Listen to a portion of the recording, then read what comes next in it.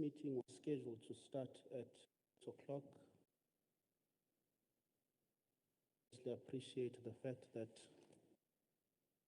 some members were still stuck in traffic. And we would therefore like to start the meeting so that we can be able to manage our time as best as possible. My name is Mzamo Pili. I'm a member of Parliament in the National Council of Provinces, representing the province of KwaZulu-Natal, and the leader of the delegation in the provincial whip on behalf of the Premier, the Honorable NTULI, in the NCOP. Without wasting much time, I would like to call upon the Deputy Speaker of the KwaZulu-Natal Legislature to open this meeting and welcome us before we could get into the program. The Honorable Deputy Speaker TEMBE.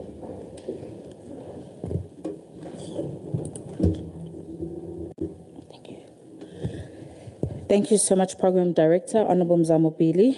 I'd like to welcome the Honorable Premier, Honorable NTULI, the Chief Whip, Honorable GWALA, the Chair of Chairs, Honorable Sithole Moloi, the Deputy Chair of Chairs, Honorable Kali, the Deputy Chief Whip, Honorable Kali, the Deputy Chair of Chairs, Honorable Kunene, Honorable Members of the Executive, and Honorable Members of the Legislature present, the Leader of the Official Opposition, Nkosi Yesizwe Sametungenu Dabezitha in his absence, the Honorable Members of the NCOP, Mayors present today, representatives of municipalities, traditional leadership, stakeholders, ladies and gentlemen, a good morning and a very warm welcome to you all.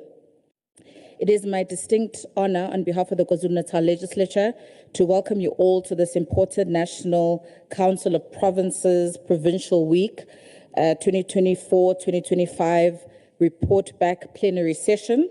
This gathering provides us with an important opportunity to reflect on the engagements undertaken during the National Council of Province Provincial Week 2024-2025, to share the outcomes of those engagements, and most importantly, to account to the people of KZN on the issues that were raised, the concerns that were 2024-2025.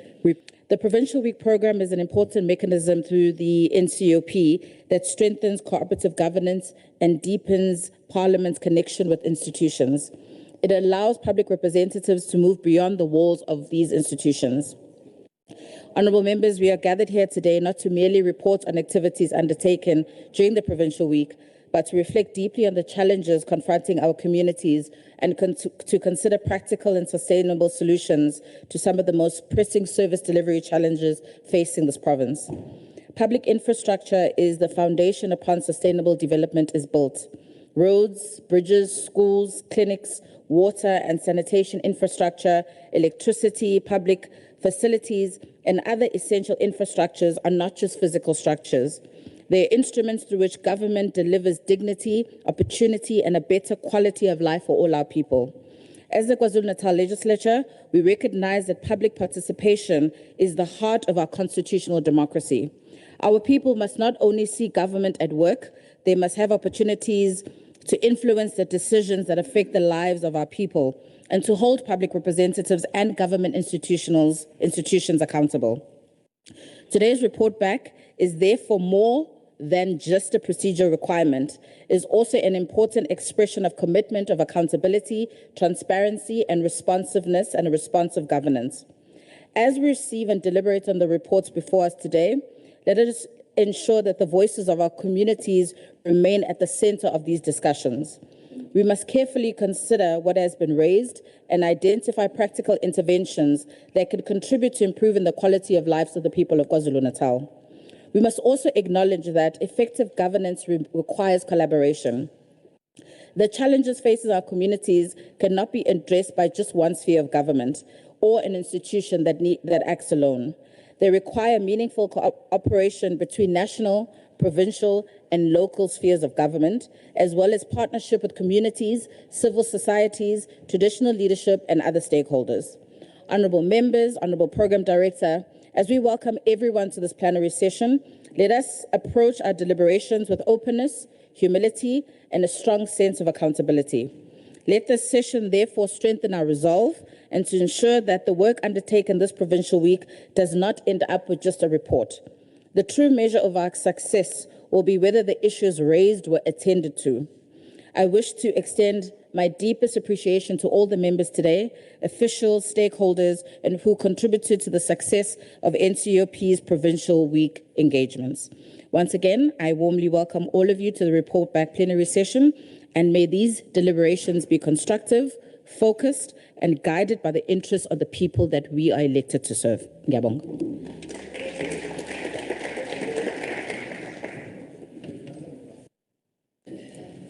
Thank you very much, Deputy Speaker, for those kind words. We will now move on to the next item on the agenda, which is the adoption of the agenda. Any member of this House can move for the adoption, and we have a seconder so that we can proceed.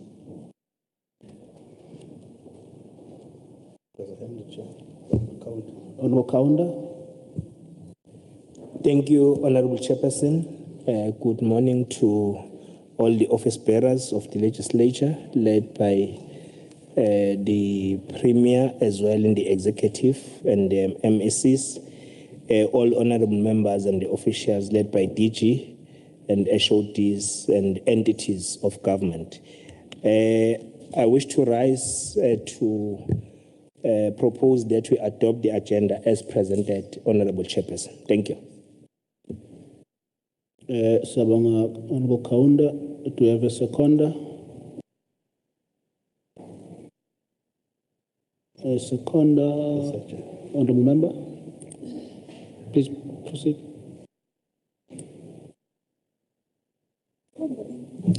Thank you very much, Chairperson. I stand to support Honourable Kaunda in supporting the agenda as presented. Siyabonga Mhlonishwa. Then we'll move on to apologies from my side. I've been informed that the Speaker, Honourable Boyce, is unable to join the meeting today.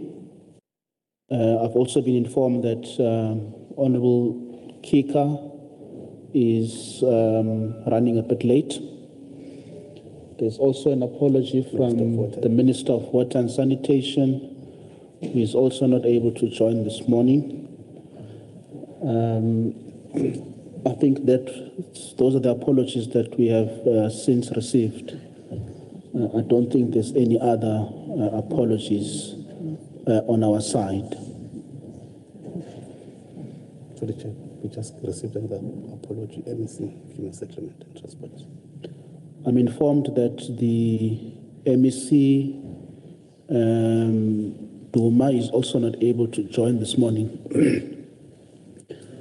Those are the apologies, honourable members, that is at our table.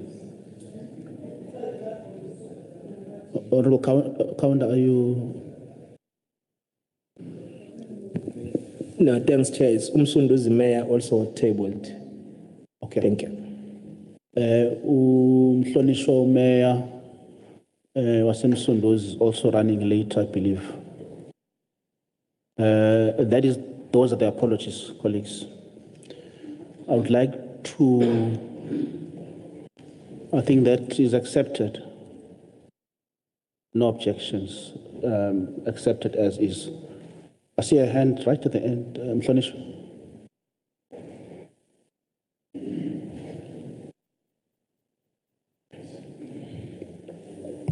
No, thanks, Honourable Chairperson. Greetings to yourself, honourable members in the House.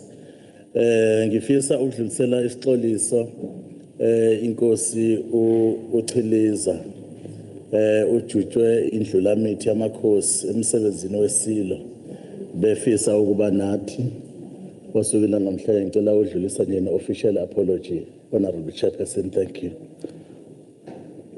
Thank you. That is well received, Siamonga. I think that is all. Colleagues, will then move on to the next item on the agenda, which is the remarks and the introduction of the members of the legislature who are here with us. I don't see the Chief Whip. Can I ask the Deputy Chief Whip to perhaps give us a few remarks? Thank you very much, Chair.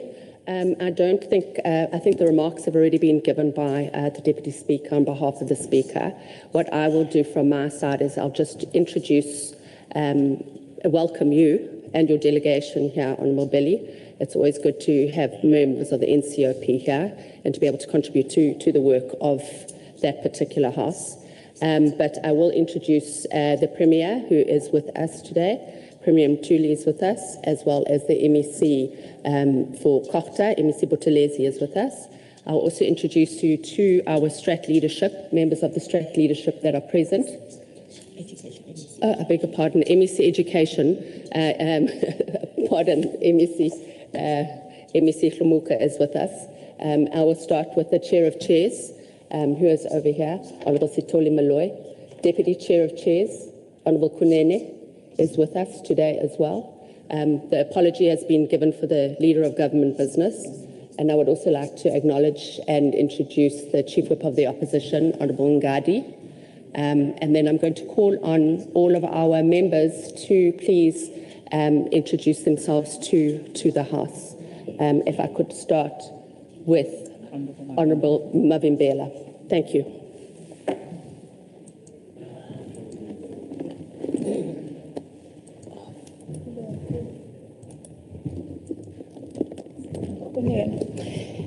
Thank you very much, Deputy Chief Whip.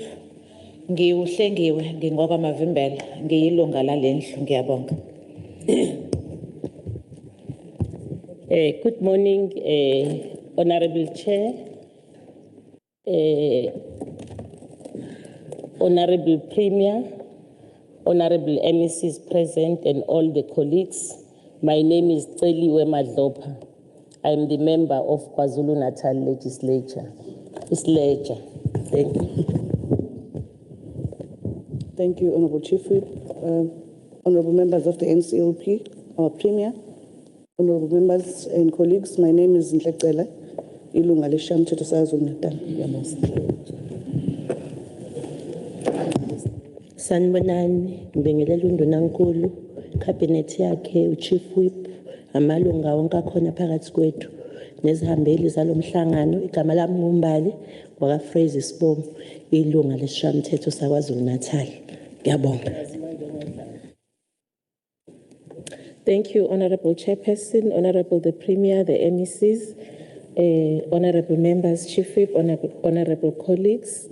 Igama ufikile wakamasiko, a member of the KZN Legislature. Thank you. Mrs. Charles. Good morning, Honourable Chair and Honourable members and officials. My name is Honourable Marlene Naya and I'm the Chairperson of the COGTA Portfolio Committee. On my right is Honourable Chantal de Boer, a member of the KZN Legislature.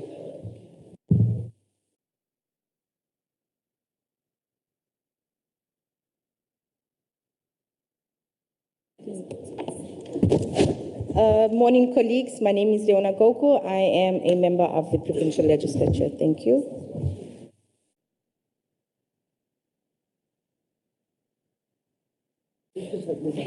Good morning, House Chair. Good morning, members. My name is Hannah Lidgett, and I am an MPL in KwaZulu-Natal. Thank you.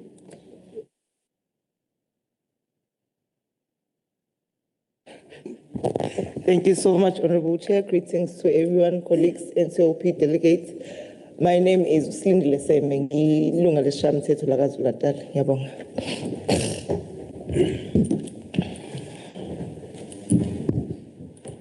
Thank you, Honourable Chair. Good morning to everyone. My name is Tutugane Matondo. I'm the member of this legislature. Thank you.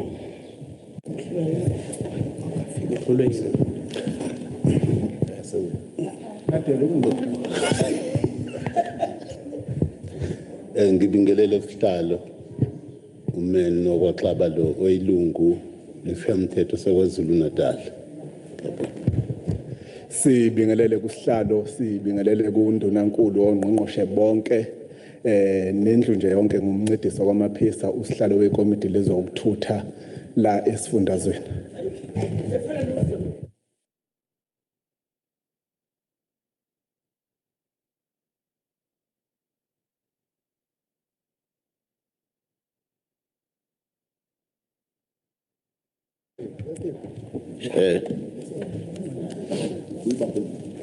Good morning, Chair, honorable members of this NCOP, Lucky Hadebe, a member of the legislature. Good morning, Chair, and members of Wazimbanjwa, Ilunga Leshamthetho.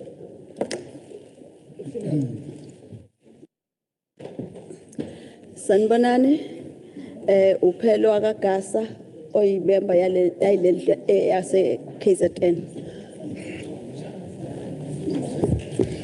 Morning, Chair. Uchoban Zuma, Ilunga Leshamthetho. Thank you.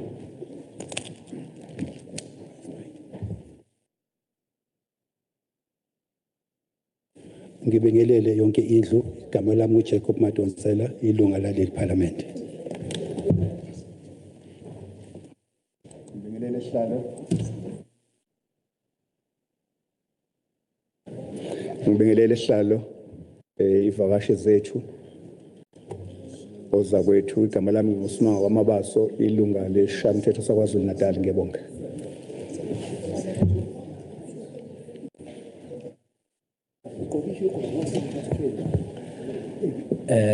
Chairperson, Premier, honorable members, my name is Vincent Zuma, member of the legislature. Sorry, Mhlonishwa. Sicela nje abafika late bangasiphazamisi. Ningene nje nihlale kahle ngesikhulu isizotha. Nibe nesizotha. Ningasiphazamisi moya.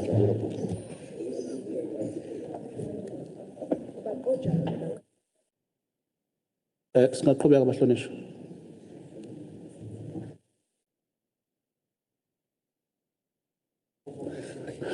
Thank you, Sihlalo. Ngibingelele ivakashi zethu noza kwethu. Igama lami nguNtuthuko Mkhize, ilunga leshamthetho. Ngiyabonga. Bingelele Sihlalo, bingelele ivakashi zethu, igama lami nguThabiso wakamaheka, ilunga leshamthetho saKwaZulu-Natal. Ngiyabonga.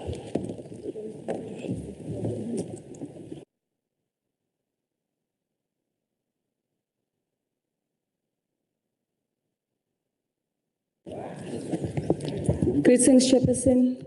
Ngibingelela wonke umuntu osendlini, igama nguNobuhle okaKhumalo, ilunga leshamthetho.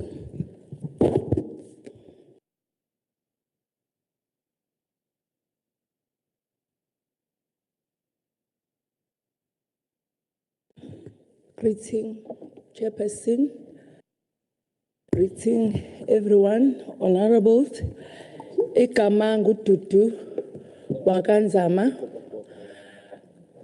Oyilunga leshamthetho othunywe umkhonto wesizwe party. I thank you.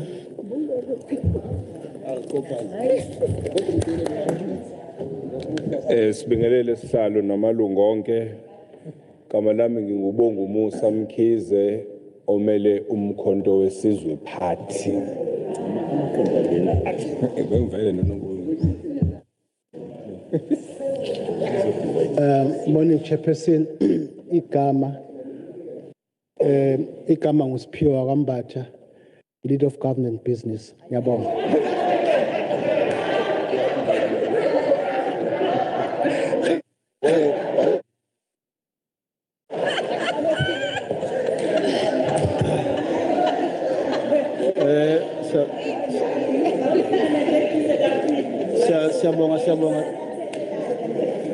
Siyabonga leader in government business. Sicela If we can just pick up the pace a little bit, colleagues, I'm sorry to do that, but if we can just pick up the pace so we can manage time also.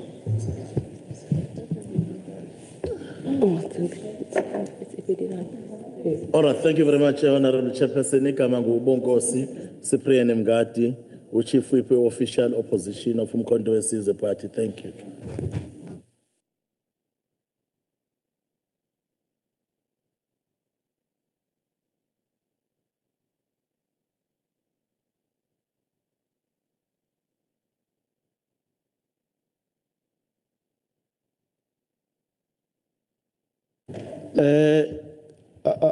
We are done on this side. Can we then quickly go on the other side?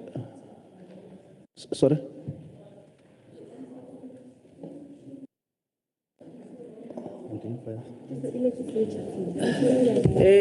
Siyabonga sihlalo siyabingelela abahlonishwa bonke undunankulu wesifundazwe. Igama lami nguNoluthando ngowaKadlamini, ilunga lesishayamthetho saKwaZulu-Natal. Ngiyabonga. Siyabonga, Deputy Chief Whip.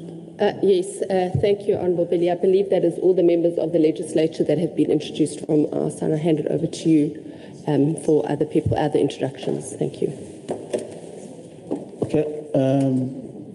Okay. Sorry. Thank you for that, Deputy Chief Whip. I believe that we will introduce some of our guests along the way as we continue with the meeting.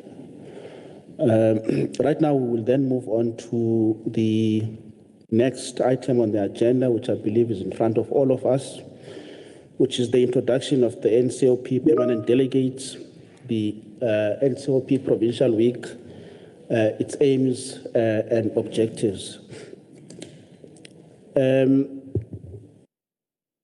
Colleagues, let me maybe start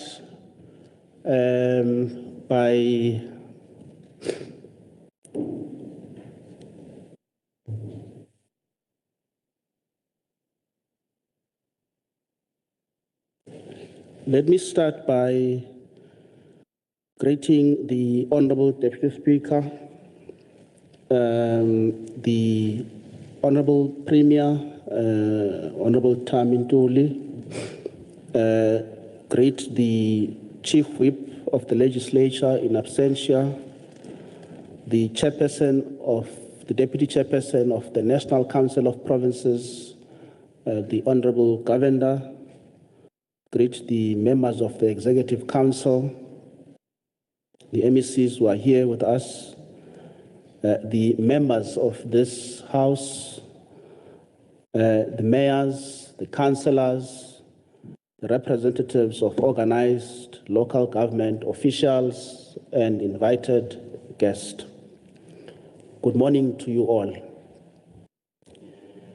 Let me begin by introducing also the permanent delegates to the National Council of Provinces who represent this province and this House in the National Council of Provinces who are with me here today.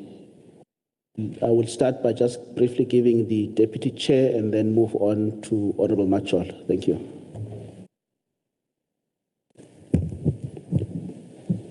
Thank you very much. My greetings to the Honourable Premier, the Honourable Deputy Speaker, all MECs who are present, all Honourable Members. My name is Les Govender, deployed by the Inkatha Freedom Party as a permanent delegate to the NCOP, and I serve as the Deputy Chairperson of the Council. Thank you.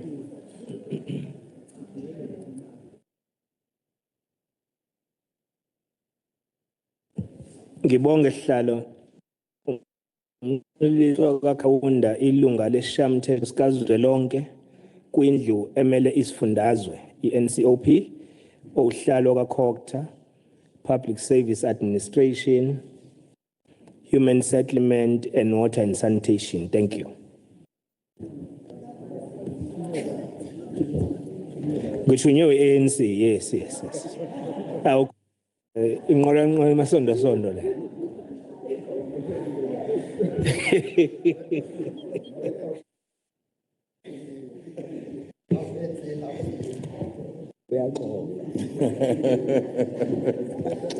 Thank you, Chair. Ngibingelela abahlonishwa la endlini. Igama lami uLungile wakamhlongo ngithunywe umkhonto wesizwe lapha eNCOP. Ngiyabonga.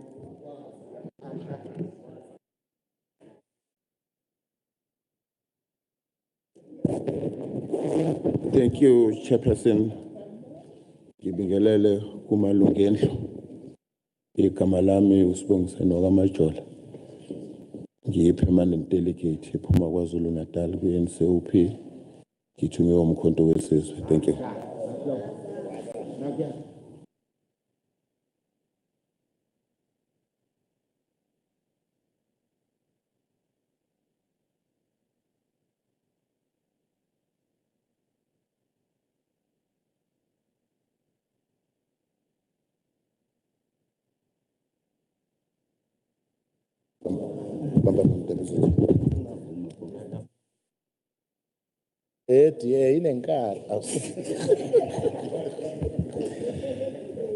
Thank you very much, Chair.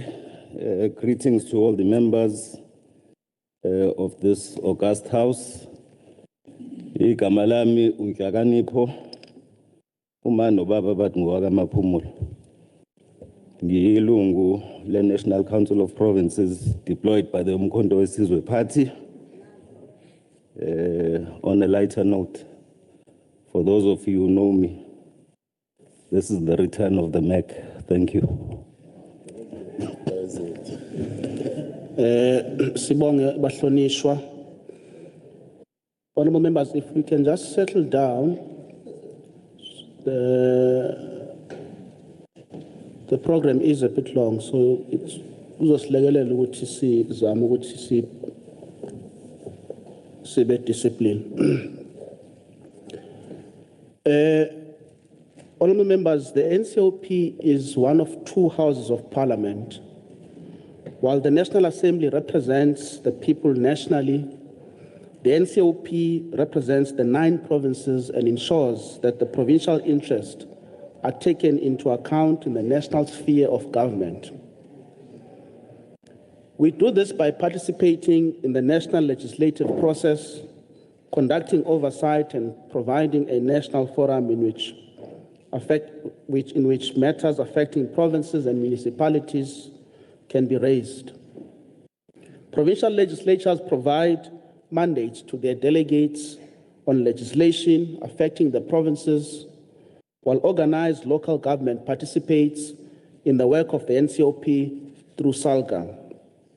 The NCOP serves as an important constitutional bridge between national government, provincial legislatures, and municipalities. Section 40 of the Constitution describes the national, provincial, and local spheres of government as distinctive, interdependent, and interrelated. These are not separate institutions that can operate in isolation. I want to repeat that these are not separate institutions that can operate in isolation. They are required to cooperate in mutual trust and good faith, to consult one another, to coordinate their actions, and avoid unnecessary conflict. Honorable members, this cooperation is especially important in the delivery of infrastructure in our communities. A delayed school, water project, housing development, or a road really involves only one department or one sphere of government. So unblocking such a project may require cooperation between national and provincial departments, municipalities, and the implementing agents. Treasury, law enforcement bodies, and the affected communities become key. And that is why the provincial week becomes important and matters. This is the first follow-up and report back provincial week of this parliamentary term. It is intended to assess progress on the commitments made during the 2024-2025 provincial week programs and to determine whether government undertakings have translated into visible delivery. under the theme Confronting the Challenges Facing the Timely Delivery of Viable Public Infrastructure to Communities and Building Viable Municipalities for Enhanced Delivery of Services to Communities. Our objectives are very clear. We must receive progress reports, identify blockages, independently verify conditions on the ground, engage affected communities, and determine what support or intervention is required. We must also identify provincial matters that need to be elevated onto the national agenda. During this week, our joint delegation will focus on projects including Woodlands Primary School here in Pietermaritzburg, the Imkomazi Water Project, the Kennedy Road Housing Project in eThekwini, the Aquadine Housing Project, UMHLATHUZE, and the Mega Housing Project in the same district. So this program is not intended to become a finger-pointing exercise, and I want to emphasize that, because quite often municipalities or departments think Parliament is a finger-pointing body or an exercise that we enjoy doing, and that is not the intention of this exercise. However, cooperation must never mean avoiding accountability. Where commitments have not been honored, we must establish why is that the case. Where projects remain delayed or abandoned, we must agree on clear responsibilities and timeframes. Where there is progress or progress has been achieved, we must recognize it and identify lessons that can be replicated now. We have already seen what the Provincial Week can achieve. During the 2024 Provincial Week, the NCOP delegation visited the Men's High School in Umlazi, where a crucial infrastructure project had suffered repeated delays and criminal disruption commonly associated with what is known here in this province as construction mafia. But through sustained oversight, cooperation and follow-up, the project remained on our agenda as the NCOP. And earlier this year, the NCOP was invited by the Department of Public Works and Infrastructure to celebrate its successful completion. Honourable members, the completion of Men's High School demonstrates that the Provincial Week must not be a talk shop or just a once-off visit. Because when oversight is followed by cooperation, accountability, but most importantly, by political will, a stalled project can become a completed facility serving learners and the wider community. We therefore take this opportunity to commend both the Department of Public Works and Infrastructure and the Department of Education in the province, both the MECs, for this successful completion of this important project. I also wish to express our sincere appreciation to the Premier, Honourable NTULI, to the Speaker in absentia, the Chief Whip, Honourable GWALA, for working closely with the NCOP and supporting this important program of Parliament.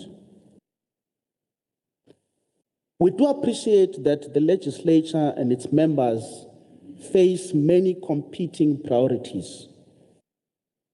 However, the NCOP Provincial Week forms part of the official program of the legislature and gives practical effect to our shared constitutional responsibilities.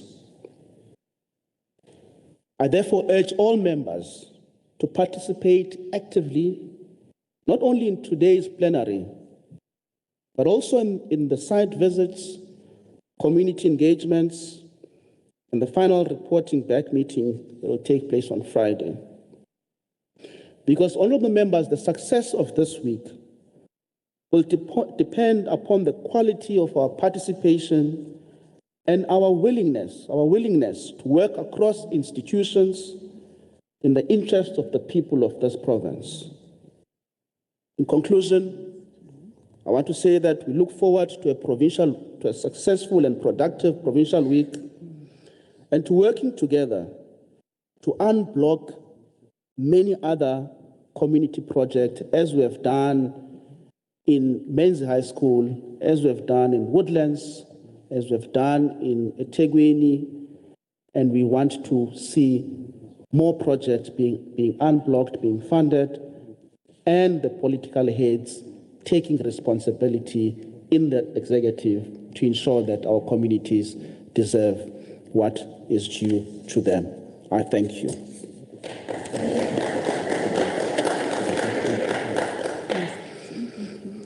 On that note, I will now call upon the Honorable Premier to give us his remarks. The Honorable Premier.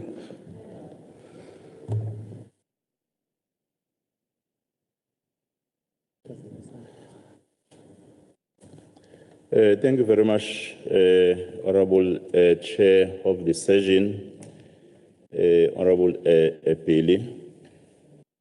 The Honorable Deputy Speaker of our legislature, Honorable TEMBE, Honorable Deputy Chair of NCOP, Honorable Elias Kavenda, the MEC for COGTA, and Honorable MEC for Education, the Honorable Chief Whip, Honorable Chair of Chairs and Honorable Deputy Chair of Chairs, Honorable members of the NCOP delegation, Honorable members of the legislature, Your Worship, the mayors, the Director General, HODs and government officials, family of local government, SALCA, ladies and gentlemen. Allow me to welcome the National Council of Provinces delegation to KwaZulu-Natal. Thank you for honoring this important engagement. This session happens at a significant time in our province. As a province, we have just successfully hosted the SADC summit. During that summit, our country assumed the chairmanship of SADC. This is no small development. It signals the confidence that our regional partners place in South Africa. Our system of governance has not gone unnoticed. Our checks and balances have not gone unnoticed. Our commitment to social accountability has not gone unnoticed. It is therefore incumbent on us to keep our country's flag flying high. To do that, honorable members, our intergovernmental structures must function optimally. Our systems of cooperative governance must be used as intended, and our social accountability and responsiveness programs must remain strong, visible, and trusted by people we serve. This is why sessions like today's matter. The NCOP's report back model is more than a constitutional obligation. It is a promise kept to the people of South Africa. When representatives return to communities and account for decisions taken on their behalf, democracy stops being an abstract idea. it becomes something citizens can see, question, and hold on to. Report back is the bridge between government and the governed. It closes the distance between Cape Town, Pietermaritzburg, and the village hall. It tells a grandmother in Ngutu that her voice reached the chamber. It tells the taxi driver in Umlazi that his concerns did not disappear into the system. Without report back, accountability is theory. With it, accountability becomes a practice.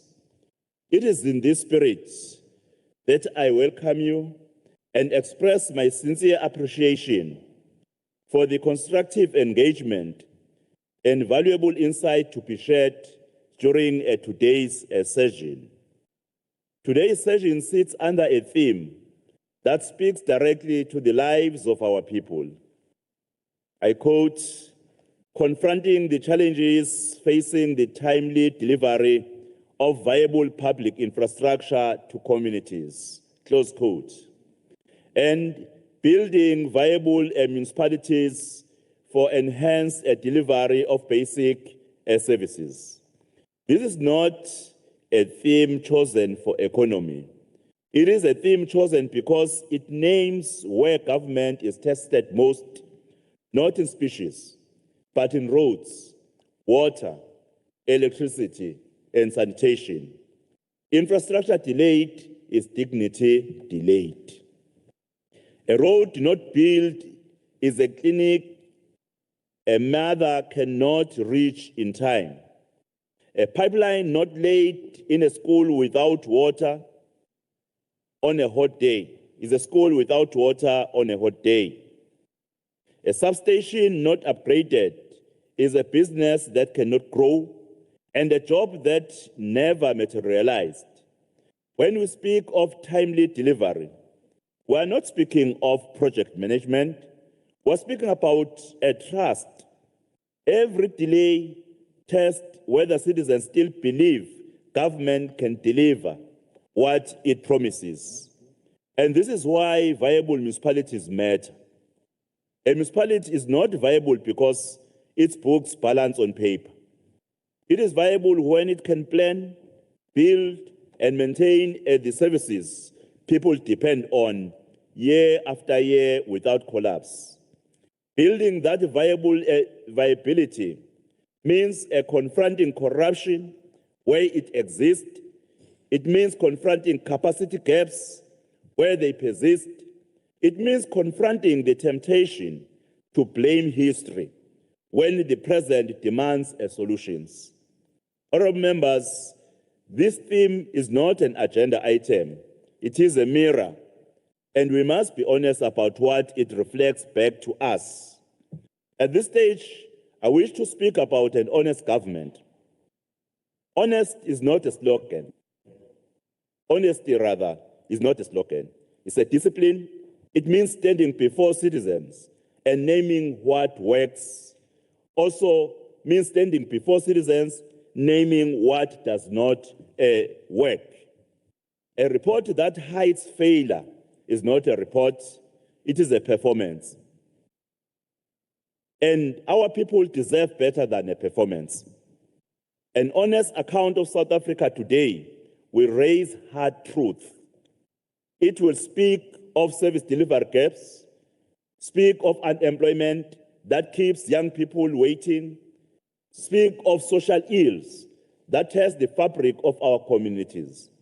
These are not comfortable truths, but they are truths, and we will not look away from them. Some will say that admitting a challenge is a sign of weakness. I reject that. Honesty is not weakness. Honesty is strength dressed in humility.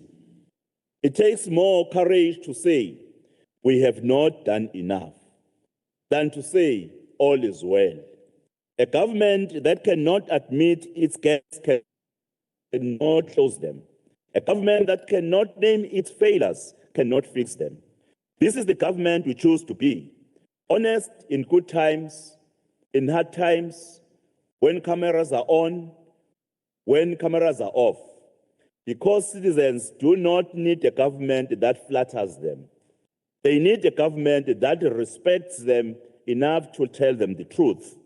So today, honorable members, as we report back, we do so in that spirit, not to boast, not to hide, but to be honest with you and with the people of KwaZulu-Natal. Allow me a moment to thank the NCOP members from KwaZulu-Natal directly. We have not come here to defend positions. We have come here to raise real issues, issues that affect real people in real communities across this province. We have raised these issues beyond party lines. That matters. A pothole does not party you belong to before it damages a car. A clinic without medicine does not ask for a party card before a mother arrives with a sick child. The challenges we face are not partisan, and I'm grateful that your representation of KwaZulu-Natal in chamber has reflected that truth. This is what public representation should look like, not performance for cameras, not scoring points across the ASL, but members standing up for the province first and for party second. On behalf of the government of KwaZulu-Natal, I thank you. Please continue to bring us these issues honestly and without fear. We are listening. KwaZulu-Natal remains committed to strengthening this a culture of accountability, and we look forward to a fruitful and honest exchange with all participants. Thank you very much, Honorable Chair. On those words, I really wish to welcome you. Thank you very much. Mhlonishwa Ndunankulu siyabonga lo mazwi. It is true that it takes more courage to say we have not done enough. And I take that very seriously, what you have just said. And I hope and wish that all of us would at least appreciate that fact, that indeed it does take a bit of courage to accept that we have not done enough. On that note, I want to call upon the next speaker, which is the report back and input on the 2024-2025 Provincial Week report and the new sites to be visited in UMHLATHUZE, but obviously we will start with the members of the executive, human settlements and transport. Honorable Duma is not here. I'm not sure if there's anyone that is going to do. Chairperson.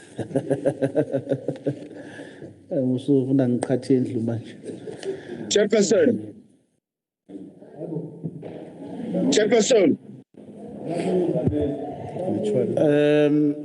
Yes, I was informed that there are people who have joined virtually. Is that a member? Yes, Chairperson. Please identify yourself and proceed on what you are rising on. Good morning, Chairperson. I tried not to interrupt the meeting. I was on the platform before even the meeting even started, and I was waiting for you as Chairperson to allow us to introduce ourselves as members of the legislature that's on the virtual platform, because all rules of that setting applies to us as members that are on the platform. But unfortunately, we did not call upon us to introduce ourselves. I even raised my hand. I even wrote a message on the virtual platform, and but I had no response since this meeting started. And I do not want to interrupt your meeting, but now I had no other choice but to come in on the meeting, Chair. Chair, the mere fact that I've raised my hand from the beginning and I have also wrote on the platform, it speaks volumes of this GPU-led legislature. that this platform actually are not getting monitored. It shows how this legislature is functioning. There's no monitoring of this platform, although the rules apply to us that are on the platform. And I think that is something that just GPU legislation needs to fix up, Chair. Having said that, Chair, good morning to you, Chair. Good morning to the Chief Whip of Umkhonto weSizwe. Good morning to Nkosi Mapumulo. My name is Mervyn Turks. Thank you very much, Chair. Thank you, Honorable Mervyn Dex. Do we have anyone else on the online platform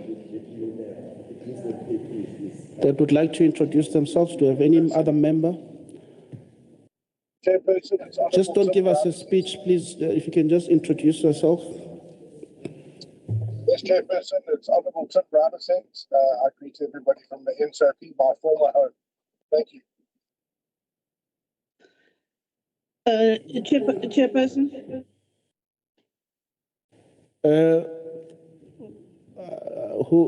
If you can just identify yourself and proceed. We did get Honorable Brown-Ascent, we can move on. My name is Dishwana Basiela. I'm also introducing myself as a member of the KZN Legislature for the MK Party. Thank you, Honorable Member. Is there any other member on the platform? Honorable Chair. Please proceed. Yes, it's Honorable TEMBE Somakubane, the member from Umkhonto weSizwe in the Legislature of KwaZulu-Natal. Thank you. Thank you, Makubane. Any other member? Okay, that will be all. We hope to see those members in the next days with us, joining us for the site visits. Just headed up somewhere. We'll be joining you shortly. CETSHWAYO. Can I then move on? Maybe let's move to Honorable to the MEC COGTA. Honorable Tillis.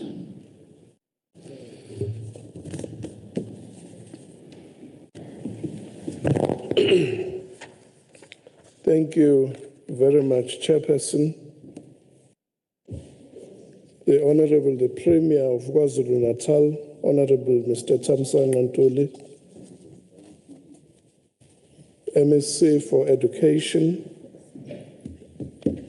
the Deputy Speaker of the Legislature, the Chief Whip, the Chair of Chairs and all honorable members, the delegation from the NCOP, including the Deputy Chairperson of the NCOP and all members, the Director General of the province and all senior officials, and delegates to this important meeting. Chairperson, we welcome the opportunity to present the progress made in implementing undertakings arising from the previous Provincial Week engagements, and more broadly on the state of local government in our province.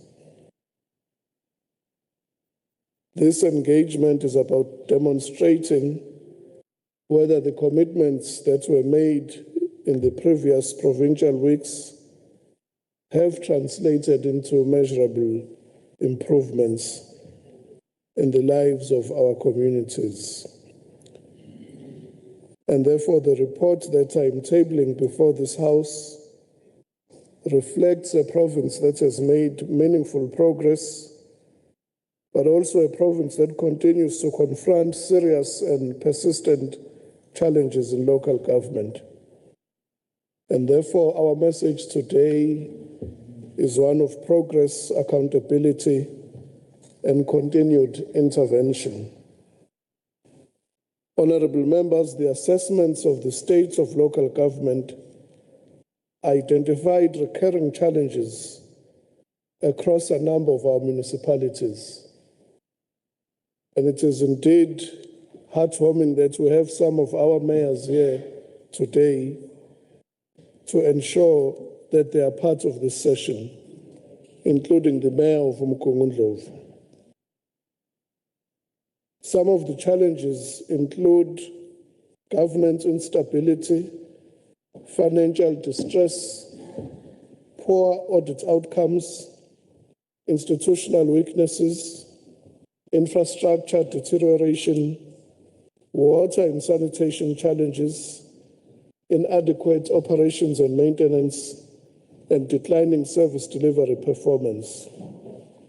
In response, the department implemented a differentiated municipal support approach involving the province, the Office of the Premier, Provincial Treasury, the National Department of COGTA, National Treasury, MESA, the Department of Water and Sanitation, and SALGA. This approach, Chairperson, is beginning to bear results.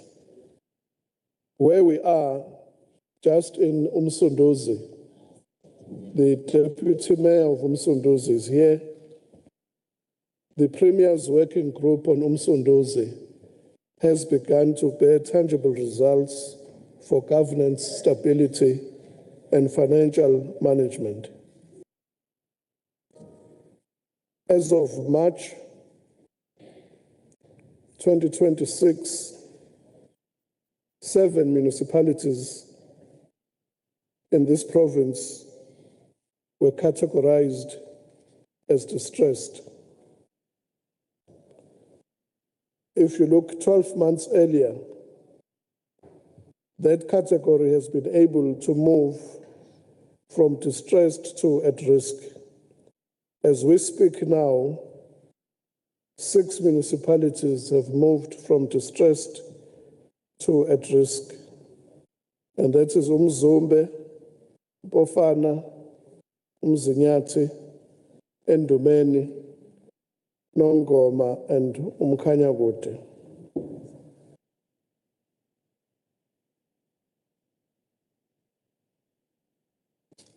At the same time, municipalities classified as stable increased from 19 to 22.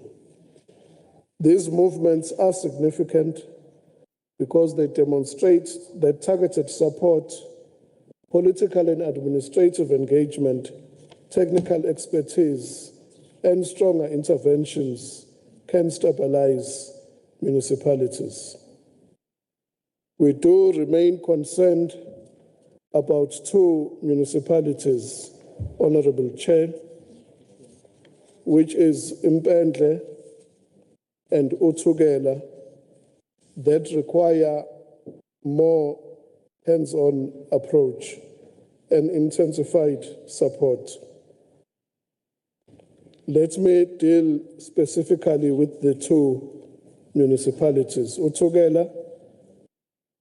In Uthukela, with a consolidated approach, we have moved closer for a high priority and integrated recovery approach.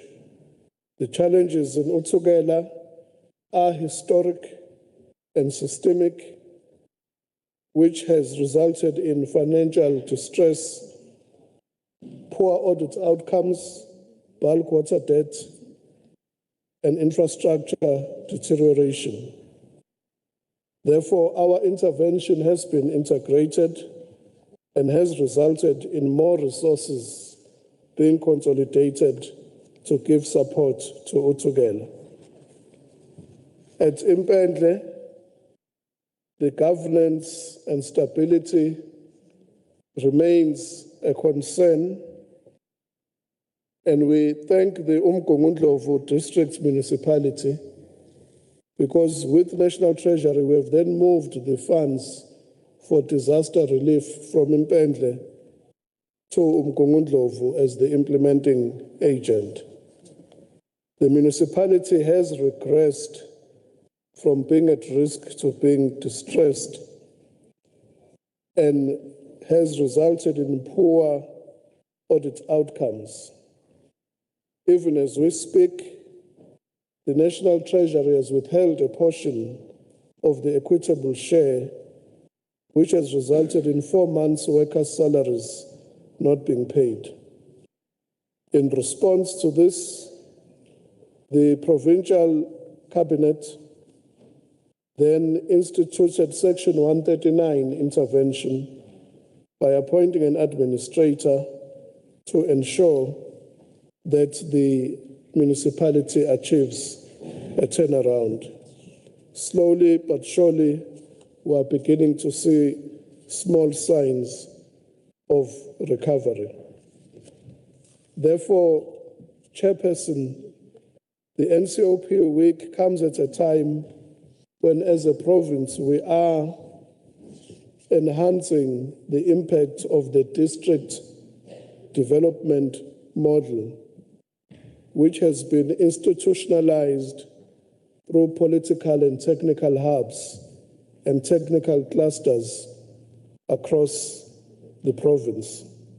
The purpose is not to create another layer of meetings, but the purpose is to ensure that the 3 spheres of government plan together, align budgets, identify backlogs, and collectively take responsibility for resolving problems. Honorable members, municipal financial sustainability remains one of our core priorities, and KZN COGTA, working with Provincial Treasury, continues to support municipalities through the Municipal Support and Intervention Plan. And through this approach, Umkhanyakude District Municipality is beginning to turn the corner. Chairperson, while the overall movement is positive, we cannot overlook the fact that some of our municipalities need closer attention. This report back, which we have today, comes on the back of the previous NCOP week, where areas were identified that need attention. And therefore, we must be transparent about those areas where commitments remain outstanding or where implementation has been delayed. There are projects which you will visit during the week where revised completion dates have had to be established, and there are projects where reports are still outstanding.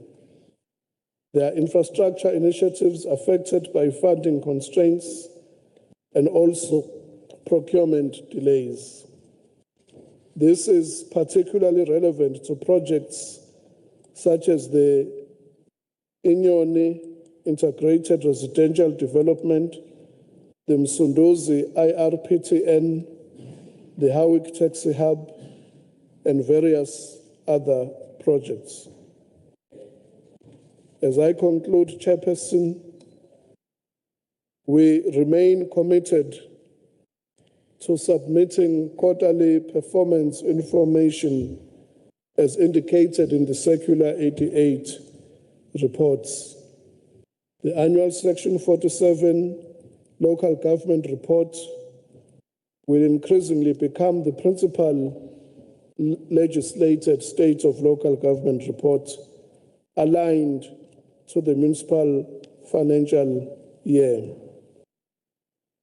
The lessons we have drawn from the 2024 and 2025 NCOP Provincial Week is that accountability cannot end when a report is tabled.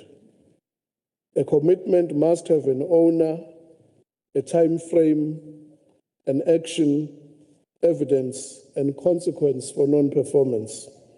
This is the standard to which our Premier is holding all departments and all municipalities to. And therefore, it is a standard that we must uphold.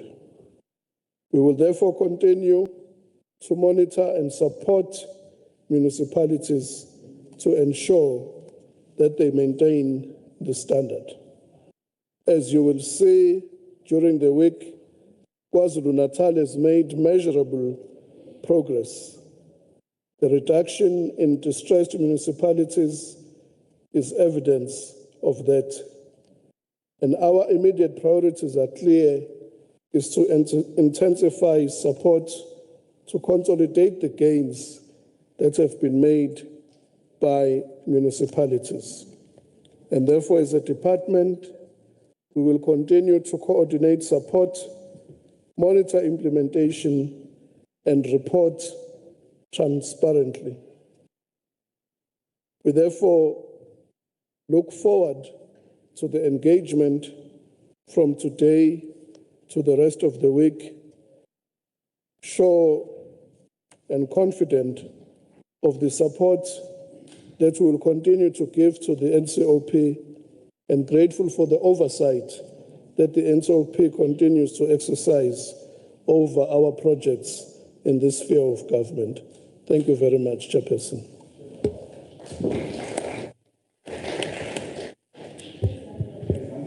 Sibonge Shenge, MEC, for those inputs. I think what we require the most, as you have said, is the commitment.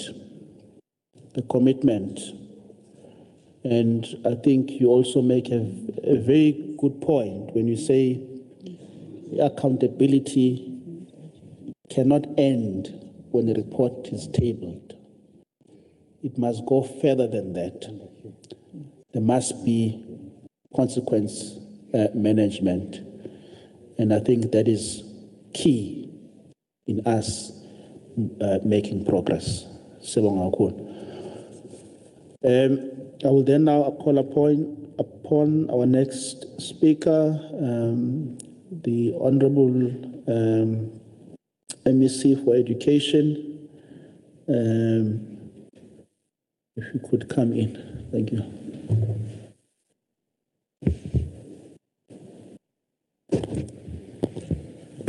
Thank you, Chair.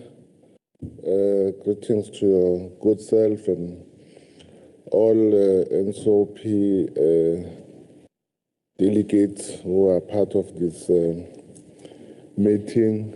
Greetings to the Premier, MECs and all honorable members present, mayors present, and all councillors, DG and all officials and officials from the local government, various municipalities. Chair, we appreciate this opportunity to be given to give update on the issues raised by the NCOP in the visit that took place in 2024-2025. You were correct, Chair, on your opening remarks where you indicated that some of the project that was identified or raised by the NCOP delegates or members, that as a Department of Education working with our agencies, of which one of them is Public Works, we've completed some of the projects as you cited Menzi High School as one of those projects. And a number of projects that we have completed, and we must appreciate the engagement with NCOP delegates. Chair, one of the issues that were raised by the NCOP was the issue of pit retreat program or toilets in our schools. And I must indicate, Chair, that in 2018, the department identified 1,377 schools that need to be dealt with in terms of pit latrine program. And out of 1,377, we then analyzed, and 54 schools were found that were non-viable. which then means we had to close those schools, and there was no need to provide proper toilets in those schools. I thought it's important to raise that because if we give the number and you then say, but what's happened with the 54 schools? Then we then completed the installation of safe toilets in 1,323 schools. Out of that 1,377 that were identified in 2018. Which does not mean, Chair, that all schools, we have solved problem in all schools. We are still trying to deal with those challenges with the limited resources we have. But I must indicate that we have just identified 415 other schools because this program is a program that will continue to deal with it until all 5,812 schools or have proper or safe toilets. Out of the 415 schools, 16 schools we have construction on site, and then there are 111 projects that are on design document, and 32 that are on the development stage in terms of design, and 160 are still on the concept and viability stage, and 96 of that 415 still under project initiative stage. We are following these phases because we are also mindful of our budget, but we have ring-fenced 463 million to deal with these schools, and 290 schools are funded from the Education Infrastructure Grant, except the 463 million that is ring-fenced based on the allocation that we have received from national. And we are certain that with the agencies that we are using, which is Public Works, IDT and KOGA and DPSA, we will going to provide safer and proper toilets in our schools. Then the NCOP raised the issue of asbestos, which the department have a program that deals with asbestos. And we are indicating that we also identify 1,242 schools to deal with the issues of asbestos. And we must give account, the Chair, on the status of a project. If we are saying project, I'm talking about schools. And out of 1,242 projects, we have completed 99 projects, and we have 45 projects that are on construction stage, that our contractors are still dealing with that program.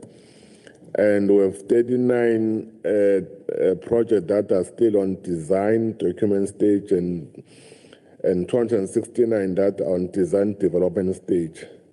Then the other 790 that are still on initiative stage. We are also raising the issue of budget because we can't complete all of these projects, but we must deal with them on phases because of the budget that is allocated to us. We then want to also give account on the issues that were raised about the schools that were vandalized or looted or burned schools during July 21, which we had 144 schools that were vandalized or damaged during that time. And we must report that all those schools that were vandalized or burned or looted to have repair or renovated all those schools. That means all 144 have completed, and practically completion was handed over to schools. Then you also raised the issue of projects that are disrupted because of business forum, of which means the high school was one of those schools that were disrupted by the business forum, of which we working with government and law enforcement agencies and public works also was our agent, and we have dealt with those issues, but we will continue to engage with the business forum where there are projects that are affected by the disruption of by the business forum. But we are engaging with our implementing agencies to deal with the issues. We are meeting with various stakeholders, including community leadership, to resolve those challenges. And we must appreciate our community members and the society at large, because they now understand that education is a societal matter. It's not only a matter of education. That's why we are working with all stakeholders. We thought it's important to give the account or indication that we, in terms of infrastructure allocation or budget, we were allocated in terms of 2026-2027 financial year a budget of 3.2 billion, and how we allocated it in terms of treasurer. Education infrastructure grant, we have allocated 3 billion, and from our equitable share, we have allocated 133 million, 293, and for ECD grant, we have 49 million, 144,000. Then for EPWP, we have 3.9 million, which then comes to 3.2 billion. So we are using this allocation or this grants to deal with all program under infrastructure, be it is a new school or it's a additional and upgrade or it's a renovation and maintenance, including if there are storms that are happening in our province and in our school, or are reprioritizing from this budget, which we then were indicating that is limited because of the number of schools that we have. And there are schools that still not repaired or maintained because of the limited allocation. We are engaging with our implementing agencies on the delays in procurement of contract and even on consultant, and they have committed themselves to say they are dealing with that as an issue that has been also raised in the previous meetings. Hence, there is regular meetings that are taking place. Some of those meetings is Provincial Infrastructure Development Committee, where all departments that deal with infrastructure, they meet and they deal with those challenges. And there are meetings that are only focusing on the ring-fenced budget, because we are reporting on the weekly, on the monthly basis to Treasurer about that. Then, Chair, in conclusion, we must give an update on the priority project that were also raised by the NCOP in their visit. The additional and renovation of Nkwenkwezi Secondary School in NTULI, in the area under MUNICIPALITY, a local municipality. We are indicating, Chair, that the project commenced on the 12th of January 2024, and the project was completed. And the achieved practical completion was done on the 8th of March 2025. Then the renovation of Vota Primary School at Ward 6 under Mandeni. The department have planned through the district to put it on the 2027-28 financial year to be part of these schools that will be renovated. And on the renovation and upgrade of Woodlands Primary School, which is one of the schools that the NCOP will visit with Department of Education and Public Works. We are indicating, Chair, that we have resolved the challenges that we have raised in the previous meeting, but that project was given to Public Works, and Public Works is dealing with it. That's why they will give account on site. But I must indicate that there was a new appointment of the new contractor by the Department of Public Works in terms of a report that we have received, and the site handover was on the 21st of July 2026. And we believe that the contractor is on site and they will complete the work given to them. Thank you very much, Chair.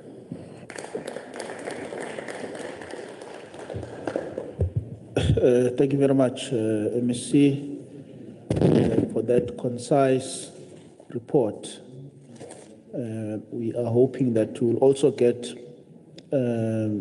a complementing report from the Department of Public Works, but we really appreciate the effort that seems to be going into these projects, because ultimately it's the children and the people that must benefit from all of this. I'm informed that the HOD Human Settlements is joining virtually and will present on that platform. If you can proceed, HOD.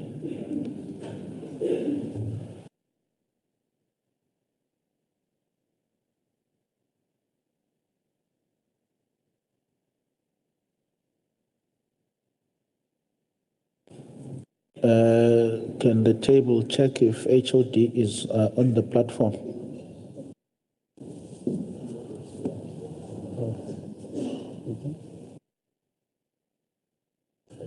He's checking here.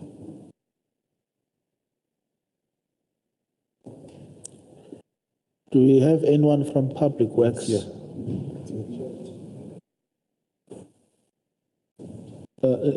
Sorry, while we wait on the HOD, do we have anyone from Public Works?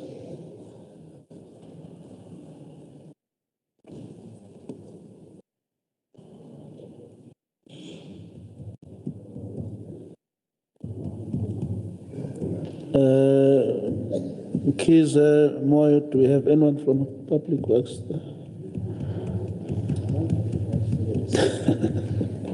Since we had a leader government. I'm just checking, maybe this. Maybe the MEC delegated.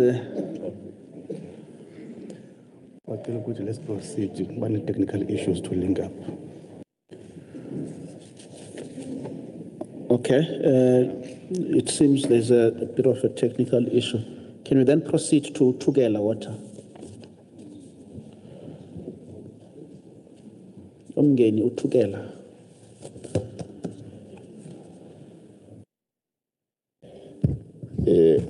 Morning, everyone. Honorable Chair, Premier of the Province of KwaZulu-Natal, the MECs, honorable members of this House, the members from the NCOP. I'm standing on behalf of UMNGENI-UTHUKELA Water Board. We have been invited to give progress on Umkomazi, which is a project that would be visited tomorrow. There is a presentation which does appear from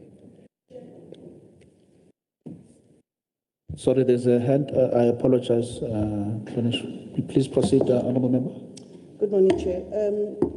It's going to be a bit difficult if members don't have any of these presentations that are being presented, unless if we're just here to listen and we're not deliberating. I accept. I agree. My understanding is that there is a presentation that was sent through. Can we put that on It appears from... Our emails, why here? You want them on our emails? But is it sent to the members? If it's not been done, can we correct that? Let's try and correct it first. I apologize. If we can just give it a second or two.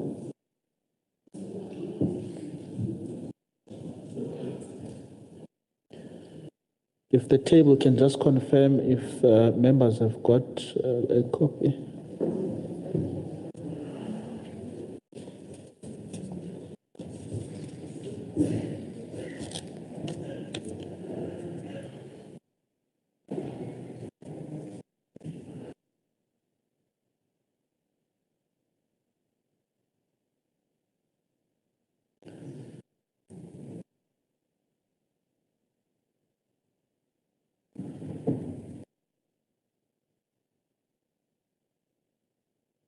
Members, I'm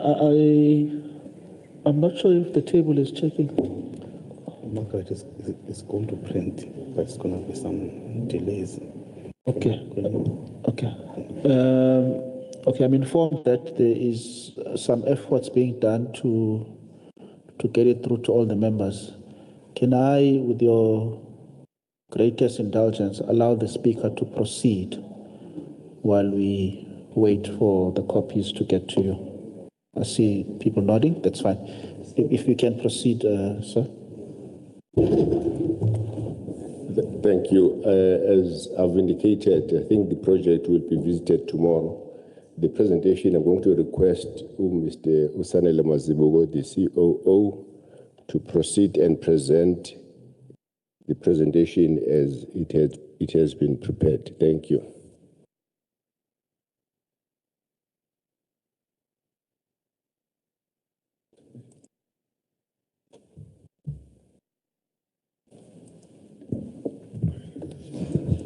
Thank you, Chairperson. Greetings to yourself. Greetings to the Honorable Premier. Greetings to MECs present.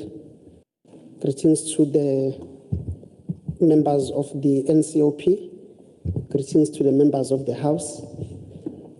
Greetings to all mayors present, government officials present, and all protocol observed. Chairperson, I'm going to be presenting the Mkomazi Water Project, which is separated into two projects for clarity purposes. I'm going to try and guide the members in terms of the slide numbers given the challenge. I'm going straight to slide 3, where we are showing just at a high level, the problem statement in terms of why these projects are going to assist, especially the cities around the coast, with the metro, eThekwini as well. If you look on the picture given there, we are highlighting that mainly Umsunduzi, Mgungundlovu, eThekwini, and Ilembe receive water from UMNGENI River. So it's the treatment systems along the UMNGENI River system. And the table there merely shows the fact that as things stand, the UMNGENI River system is over-abstracting as per the license, and therefore the need to augment UMNGENI River system from the Mkomazi River system. Members, I'm now on slide 4, where we are giving just a high overview plan in terms of how we are going to achieve this. In the main, what we are saying is that... Sorry, Chair. Honorable Chairperson. Yes. Yes, it's Kaunda. So as you are referring us to the slides, we are only seeing you there. Those who are controlling the slides are no longer helping us. I heard you talking about the areas affected. I just saw you. I thought, oh, you are the only one affected. Thank you, Chair. Thank you, Honorable Kaunda. If maybe we can be assisted and not see the speaker who's affected, but see the areas affected.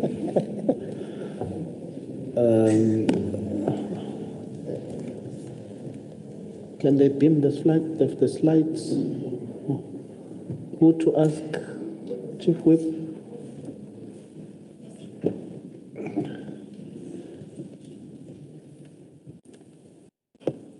Remember, members don't have the actual slide. It is on the system. Okay. So I'm informed that the slides are in the little television on your in front of you.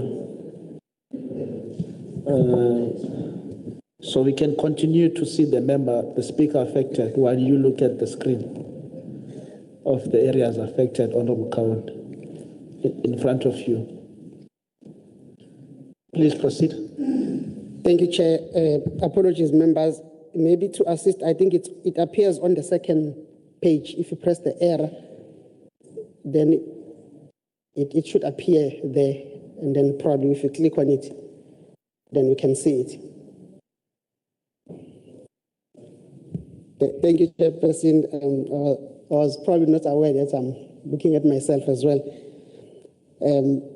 Honorable members, just briefly, if you just go back to slide 3, where there's a little map there, where this is where we are showing the areas that are affected by UMNGENI River system.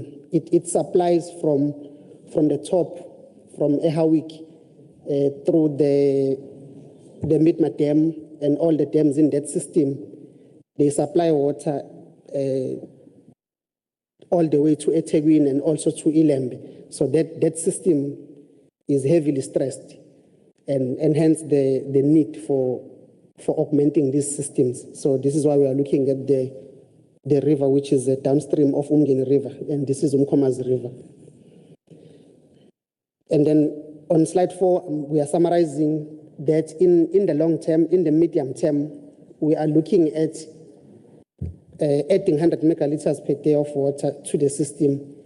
This will be the lower end of Umkomazi. So this is the first project which we will visit tomorrow. This will support eThekwini Metro and Ugu District Municipality in a 70-30 split percentage. And then we are also highlighting that the long-term project which will resolve water supply challenges from the bulk point of view in 5 water services authorities, including eThekwini, Ilembe, Umsunduzi, Mgungundlovu, and Ugu. Then that would be the Upper Umkomazi project. So it's the project we are not going to visit. It's the project that we are just going to give a high-level overview of what it is and when it will come online. So that will bring 625 megaliters per day of water into the system, into the existing reticulation system. And then moving on to straight into the Upper Umkomazi project, we are starting with this one. The reason we are bringing this together is so that we clarify the confusion in terms of which project is which. So we have the Upper Umkomazi and the Lower Umkomazi. We are now presenting the Upper Umkomazi, which is further up in starting around Bulwa, where we will have a dam, which is a category 3, which is the big dam in terms of the classification, which will then convey water through tunnels all the way to Bainsfield, where we will construct a 625 megaliter per day treatment plant. And then that will supply through the existing Point M in Umlazi Road system. So when that happens, that's how the 5 water services authorities benefit, because water that comes from the top in from UMNGENI through the Midna system won't have to go all the way to eThekwini, but will go to Ilembe and UMDM and Umsunduzi. we are just showing the work packages. In slide 6, so the total beneficiaries of this Upper Mkomazi scheme is around 5 million people in the respective water services authorities that we have mentioned. The project from feasibility is estimated at 8 billion rands. This is a feasibility estimate. It is currently now at design phase. So this is following long negotiations regarding the tariff and affordability, which delayed this project significantly. But that phase has now been passed.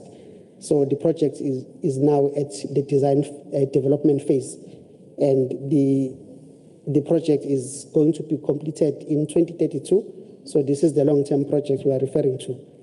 It is implemented jointly by UMNGENI-UTHUKELA Water Board and the Trans-Caledon Tunnel Authority, which is CTA, who does the raw water component. They will be doing the dam and the tunnels all the way from Bula to the Bainsfield site. So this is the high-level overview of this project, which we wanted to just touch on it before we touch on the project we are going to be seeing tomorrow, so that we are able to differentiate which projects we are talking about.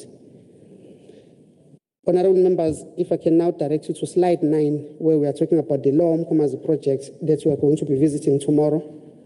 I'm going to be spending a little bit more time on the picture on the top right of that slide, which explains all the work packages so that it becomes easier when we are there tomorrow. We are able to see what is going on. This project is a 100 megaliter per day project. It is going to supply eThekwini and Oku District Municipality. It is located in Krekibben. It is a cross-boundary scheme because it is between Oku District and eThekwini, Ward 1 of Oku and Ward 99 of eThekwini, where we are going to be, if you look at the left side of that picture, we imagine the river flowing down. So we are planning the scheme such that during the drought seasons, we won't have to have water shortages from this scheme. So we are having an off-channel storage dam in Ngwadini. So that's the site that we will see tomorrow with the members. So from that left there, there's an abstraction works which pumps into that dam when we have sufficient water during summer months and we have enough rains. We store it there, and this is a 10 million cubic meters storage. And then the river will flow naturally. When we move down where we have what we have circled as phase 2, that's where we'll have the treatment works, which will abstract from a weir directly from the river, pumping to the treatment works. That section, therefore, is what we call the critical part. So without that section, there won't be water into the system. So we'll pump water from the river all the way 7 kilometers to the plant. We treat it and then we feed into the existing supply system. So as we will be moving down, so this will be just showing at a high level how the progress has been to date. We'll show some of the pictures as well. It's not going to be exhaustive. The presentation looks long, but we're just going to touch on the key ones. So we have therefore separated this project because it's a huge project into 5 key sub-projects. As you can see, there are dams, there are major abstraction works, there are treatment plants. So the first critical contract or sub-project is the actual dam, which is in Ngwadini. This dam is in Ngwadini, obviously in Oku. It's a 10 million cubic meters storage of a dam. It is classified also as a category 3, which is the category of the large dams. It's going to store water for the dry periods. If I take members to slide 11, so this is how it looks at the moment. So it is progressed at 76% completion. The dam is going to be completed next year, August. There's quite a number of work that has taken place. So there's a spillway on the side, on the right-hand side of that picture. And inside there's the intake tower, which has been constructed successfully, and what looks to be like a wall. So that's the dam wall, has been constructed, is almost complete. It's a rock-filled dam with a concrete face. So from the back, you will see rock filling, and then you will see a concrete face on the inside. And then there's the spillway, and these are some of the technicalities of it. The spillway for hydraulics control. So this is what we'll be seeing tomorrow at site. The project is progressing, is on schedule. This component alone is about a 1.2 billion rands component of the project. So hence the need to separate these into biteable pieces. And then next to this dam, what we will see as well, I'm now on slide 13, there's an abstraction works which will take water from the river and will pump to the dam. So it's a critical component as well. So that has started. We are at about 37% completion of that section. That section, what we will see there is raw water abstraction. We haven't constructed a weir yet. If you look at the picture, we have what we call a coffer dam, where we have just moved the water so that we are able to work. And I think work has progressed quite good given the winter months, which is typical for constructing such infrastructure, where you don't want interruptions of heavy rains. So we will see the screenings that have been constructed, and we have started with the construction. This is closer to the site. Depending on the time, we should be able to see the site as well. So these are the two sites that we will be able to see tomorrow, given the time constraints. If we move further down, we are now at the downstream of the river. If members could recall that upstream, there's going to be a dam of channel where we just store water. And then downstream is where we take water from the weir, we pump it to the treatment works and treat and supply. So at that point, we have just completed the abstraction works. If members can just look at slide 15, that's a complete abstraction works where the weir is fully functional. We have in that room there where there's a crane, that's where you have separation processes for your boulders and where we are trapping all the heavy materials and silt. And then we have a low lift pump station, which pumps it to the high lift pump station, which is the big house at the top. And thereafter, it goes all the way to the treatment works. So this is progress that, if the time would have permitted, members would have seen the progress from 2024, which is a complete site. So we are commissioning this using diesel generation at this point in time for noting, because the energizing from ESCOM is going to be completed in November. So that will then complete the scheme. Then from that abstraction works, it must be conveyed to the waterworks at the top in Craigieburn. So this is a total distance of 7 kilometers. So that work package has recently started. We needed to stall this work package because of the litigation matter of the waterworks contract, which is on the critical part, because we could not have afforded to have pipelines idling and standing for longer periods without being utilized. So this is just started. It's going to be synchronized with the waterworks, which has also just started following a 14-month litigation process at completion of the tender stage. So this is shown on slide, my slide numbers are on slide 17. Apologies for slide numbering there. So slide 17 shows the project implementation plan for the waterworks, which is a 36 months program. But given the delays, we are working on phasing this into different phases such that it doesn't have to wait for the full 36 months for the first drop of water to be realized. So we are therefore targeting end of 2028 to have the first phase completed and start to supply the communities. And then if we skip the other slides and go to the summary slide on slide 20, Slide 20 gives the high-level overview of how the project is budgeted. The cost to completion is 11.6 billion rands for this project.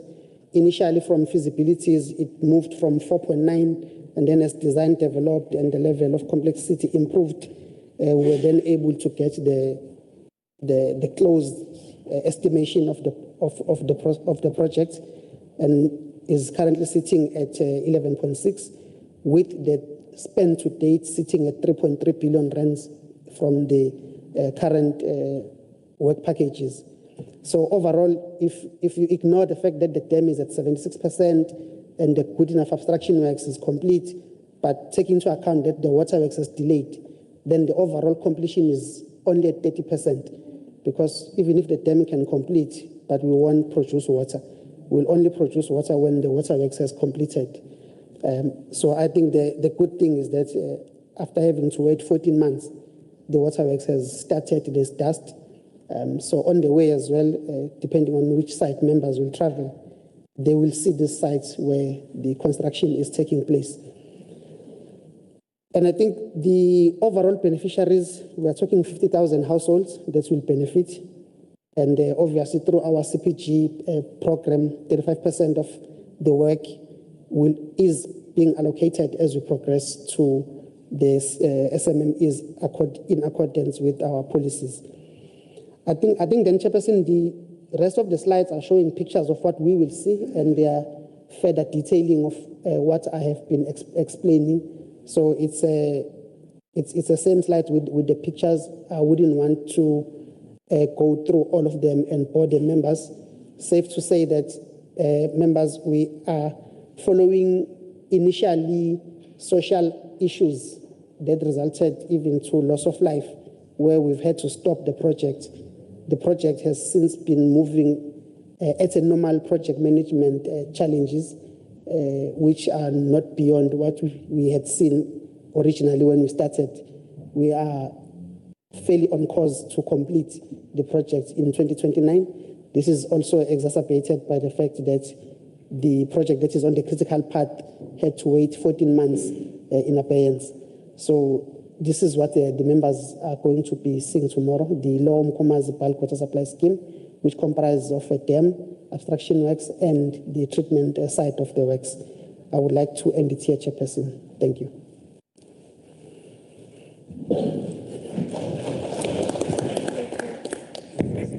Thank you very much for that presentation.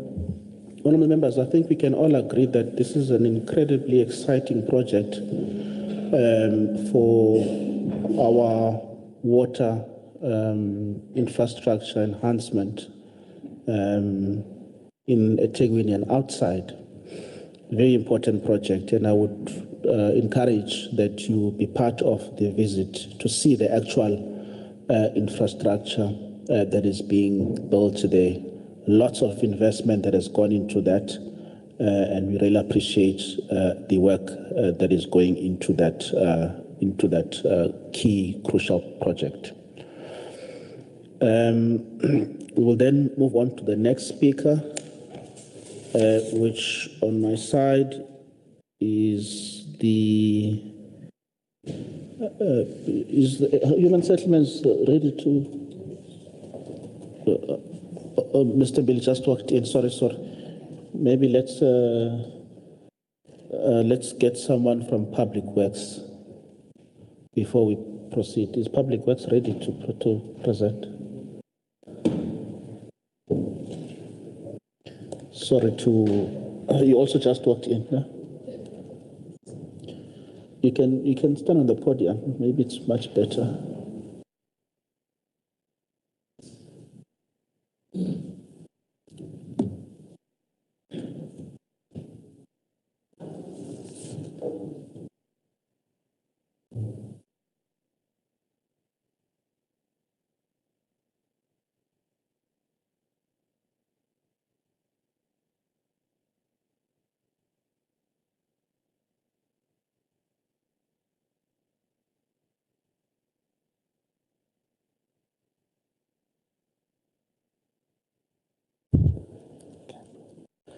Honorable Chairperson of the NCOP, members of the NCOP, also members of KZN Legislature, all honorable mayors present, the senior also members of the Provincial Legislature, the senior management in the provincial government, and all colleagues present. I'm Thobise Mchunu. I want to briefly start with an apology, Chairperson, that when we were called, it's like we were not here. Unfortunately, when we walked in the morning, we had to go to the other room outside. We were still walking. However, we are present, Chairperson.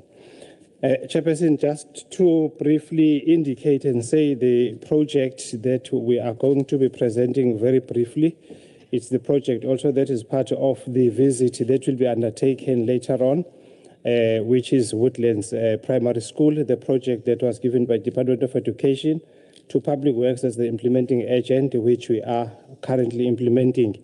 It's the project that was visited by NCOP earlier in the year. The other project, which is MECs, was also presented, that is also been completed. So the project has got 4 phases, and currently it's been awarded. The contractor is currently on site. The site was taken over on the 26th of July, 2026. The contractor is busy with site establishment. We've got the project steering committee on site, and everything that needs to happen on site is currently happening. I just want to indicate also and say then that when the NCOP visited the site, there were certain resolutions that were made which have been complied with, where one was that the Department of Education was to provide funding for the completion contract. That funding was since provided by Department of Education, and Public Works was to continue with procurement, and also the third resolution was that the investigation was to be conducted. All those resolutions have been done, as I indicated. The funding was received from Department of Education, and procurement has been done and completed by Public Works. Currently, the contractor is on site, and also the investigation was submitted to the office of the Premier, and it was conducted, and we have the report, and we are implementing the resolutions. Actually, the report itself, there are some recommendations that are on the report, but at the end of it all, the report indicated then that there is no wrongdoing that was found on the side of any individual, especially in department, because the project was terminated. The first project was terminated as a result of late payment, which is something that we as a department, we were quite aware that we had challenges in terms of paying on time. Not that it's because we were not delayed, but it was just the issue of funding. But currently the contractor on site, the site has been handed over. The project steering committee is in place. COGTA has been appointed. The local subcontractors have commenced with the work. The contractor is currently busy with the remedial work. Some of the work that deteriorated as a result of the cancelled project. Over and above the appointed consultant team, the project Public Works has appointed the special task team just to make sure that there's a follow-up in terms of ensuring that all the work that needs to be done is done. I think basically it's that, and that's the project that we are to deal with. And the report was submitted. Maybe I think one can end on that. The project is due to complete in October 2027. We are quite confident that the contractor that has been appointed is capable and will be able to finish the project. I think that's just that in summary, Chairperson. Thank you very much for that presentation. We appreciate the work that's being done by the department. Also, as I've said earlier, with the Department of Education. We will then move on to the next presentation, which will be the Department of Human Settlements. Not settled. Okay. Can we then move on to the report back and input from His Worship, the Mayor of UMNGENI-UTHUKELA, Councillor Zuma. Stepped out.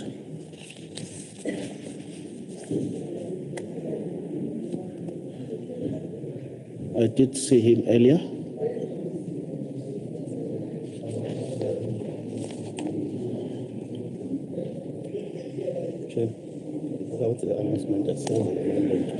Okay, while we wait for the mayor, maybe let me make this announcement.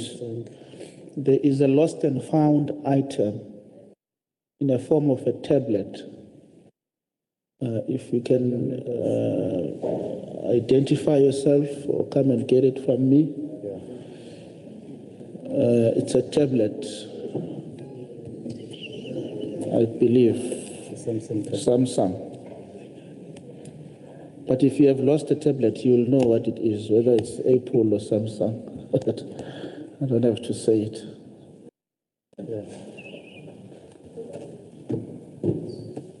Okay. Let me leave this here.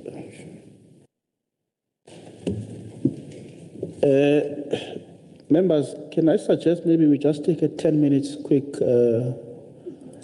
break? 10 minutes.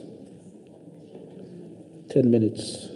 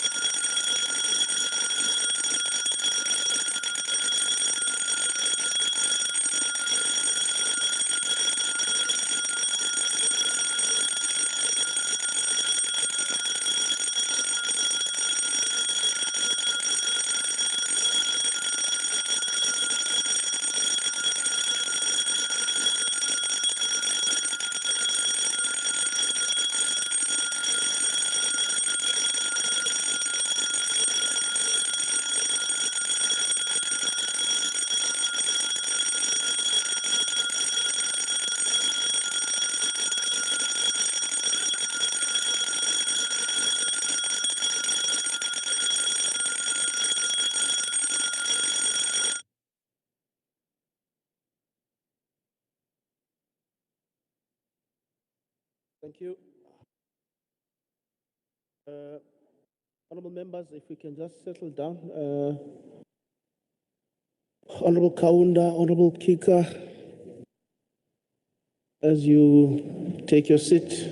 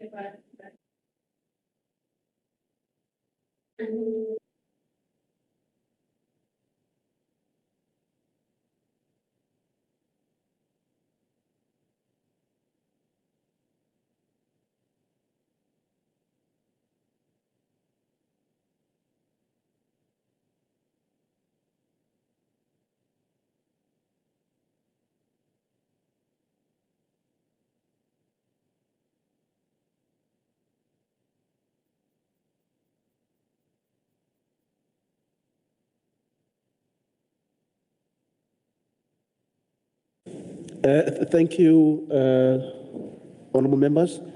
We will now proceed with our program. If we can go back to human settlements, Babumbili. If you can proceed. Thank you.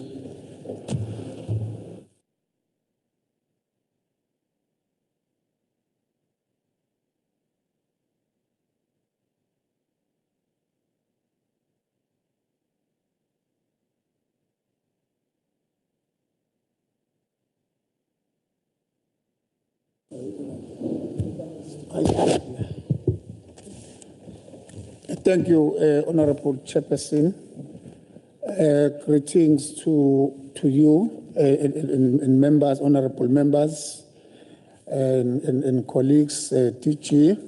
Firstly, let me register my apology for the delays. I was stuck on the road, unfortunately, Chairperson. It was not that I'm not respecting the House. I do respect the House. And thank you very much for your patience. When I came, you allowed me time to settle down.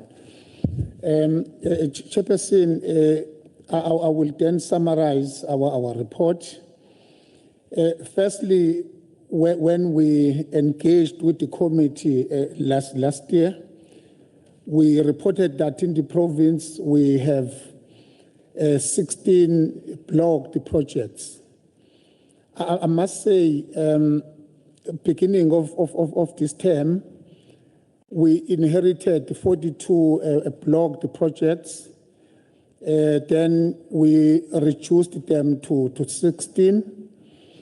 This financial year, we are going to reduce them to 8. Because 8 projects, we are about to conclude procurement processes on 8 projects. So we'll be left with 8 projects.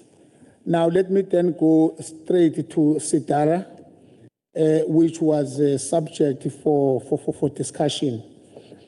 You will recall that, Honorable Chairperson, last year we went to this project, a Sidara housing project under UMNGENI local municipality.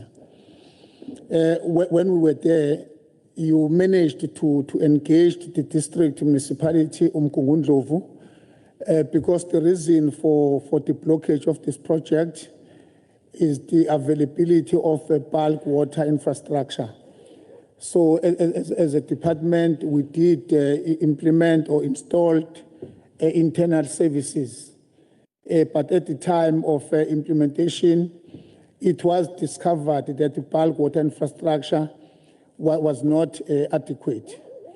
Now, in terms of the resolution that was taken on site, was that as a department, we are expected to then to form a crack team that will comprise ourselves as a province, the municipality, board, district, as well as the local municipality. So that crack team was formed. It is chaired by TTG Pengu.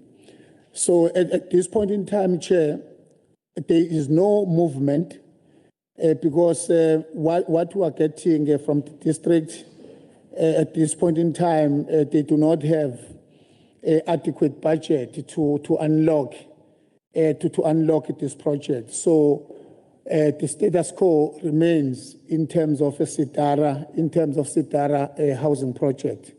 That is where we are. We'll keep on engaging the district.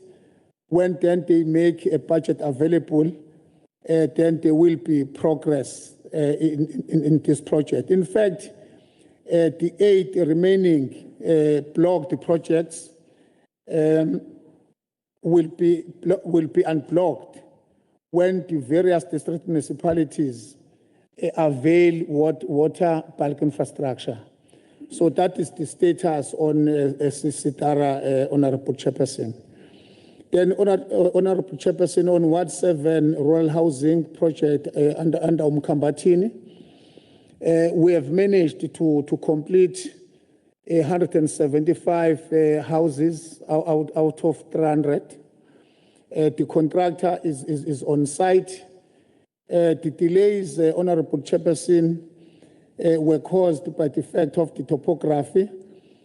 Some sites were unbuildable, so the contractor is struggling to build in some sites. But we have managed to pass more than 50%, as we have already completed 175 out of 300.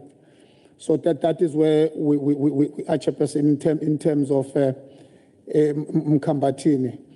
In terms of the Brandville under Mpofana, this one, Chair, as well, this project, as a department, will only proceed with the project when then working with the district, we are in a position to provide adequate water bulk infrastructure. Maybe, Chairperson, I must say, as a department, because we are seen now as a department that is failing, I must then record this, Chairperson. The problem that we have made as a department was to rely on letters that were given to us as a department by water authorities to say there was adequate bulk infrastructure in these projects. The problem that we committed as a department, we did not then do due diligence to ensure that there will be adequate bulk water infrastructure. We went on as a department. We built units. At the time of installation, it was found that there is no adequate bulk water infrastructure. But everyone at this point in time is looking at us as a department because there are uncompleted houses which cannot be occupied by beneficiaries. Everyone now doesn't think that it was either local or district municipality that contributed to the problem. So I wanted then to make that Chair. I must say, as a department now, we have taken a decision, we have established a due diligence committee. When a local municipality presents to us or apply to us for a project in an urban area, what then we'll do, we then invite both the district municipality as a water authority, as well as the local municipality to prove to us that there will be adequate bulk water infrastructure so that we are not faced with a similar problem in future. So we are admitting our mistake of the past, which will never happen again, Honorable Chairperson. I know, Honorable Chairperson, that tomorrow you had interest on Kennedy Road. Update on Kennedy Road under eThekwini Municipality. On phase 1, we have managed to complete 45 units. On phase 2, we completed 117 units. During this financial year, we are building 61 units as we stand. So there are no challenges. But I must say, in terms of Kennedy Road, is one of informal settlements in the province, comprising more than 3,000 households of families. So that is where we are. But there is progress in terms of this project. Going to Mpangeni as well, Mpangeni, because tomorrow you are intending to go there, Mpangeni mega project. I must say we are progressing well. We have completed more than 43 houses which are ready for occupation. The delay was caused by the fact that water pump was broken and it has been fixed by the local municipality. So we are planning then to go there for those 43 beneficiaries, for them to take ownership of those houses, and we are progressing well in that project. On Aquadene, Honorable Chairperson, we complete, as a department, we completed the internal services. At this point in time, the district municipality is going or is planning to implement Aquadene bulk sewer. They are saying to us it will be a 12 months program. So they will then begin with the project from October this year. On intersection of P231, it has been completed by the municipality. In terms of the upgrade by DOT of that road, DOT is finalizing planning and costing of that road for this project to proceed. So that is where we are as Department of Human Settlements, Honorable Chairperson. Let me then conclude, Honorable Chairperson, by saying, as a department, we are resolute that we are going to strengthen our coordinating role, because human settlements is not about us, but is about everyone who will have to play a role. So as I've said before, we'll never again build a project, build houses, where at the end we'll find that there are problems in terms of bulk water infrastructure. We are strengthening our coordination with the district municipalities, Honorable Chairperson. Thank you very much. Siyabonga kakhulu Baba Mbili for that presentation. Colleagues, I hope you are making notes. You are comparing what is being delivered and what has been sent to us. We'll get an opportunity in the next few days to go and see for ourselves status of these projects. Very important human settlements. Our people are incredibly frustrated, and it is our job as lawmakers, but also as oversight, to assist with this process. Having said that, I would like to now move on to, in fact, I am informed that the Mayor of eThekwini, His Worship, Mayor Cyril Xaba, has joined virtually. Unfortunately, he could not be here because he's got an executive committee meeting, which was also quite pressing as they continue to deal with matters on that end. I want to just give him a minute or two to introduce the high-level delegation that is with us here before we could give them an opportunity. His Worship, Mayor.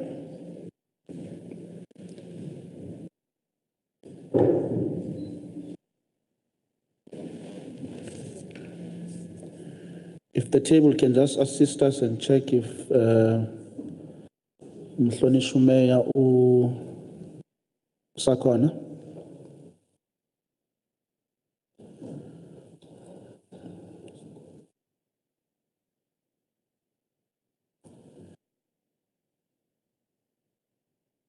maybe while we figure that out, let's move on to the mayor of the district, Umgungundlovu, to also give his remarks and presentation. Chair, sorry, greetings, Chairperson. Hold on. The city of eThekwini. Hold on, Mhlonesho. Thank you. I will give you an opportunity. We thought that you might be struggling, but I'm going to give you an opportunity. I apologize, Mayor. Let's give you an opportunity, Honorable Kala. Thank you very much. Thank you very much. Let me greet yourself, Chair, Honorable Mzamopili, and all members of Parliament who are representing our NCOP today, colleagues in the province, MPLs on the committee, the Chief Whip of the Legislature, and the senior government officials present. And thank you very much. It's my honor to come before yourself, Chair, to account on the matters that were requested of us. We have prepared. Sorry, Mayor, I apologize to disturb. I'm informed that the members want to see you, just to make sure it's not AI. I'm not too sure if they can see me. Yes, we can see you now. You can proceed. My apologies, yes. The team is there to present on the matters that were requested of us. Some matters were just a follow-up on matters that we have engaged on previously. Thank you very much for granting that opportunity to report on what we are doing. We know that these platforms also, assist us when we come to the departments for more requests, and because you exercise oversight on them as well, and you have known where we are and how we are spending the money allocated to us, that if there is a province or there is a city that is not spending, that the money can then be redirected to us and we spend here. Thank you very much for that. And I couldn't be with you, Chair, because today is an ESCO meeting. I could have come, or if not, delegated the Deputy Mayor. The Deputy Mayor is also not available. She's attending to an urgent meeting, is not even at the ESCO meeting today.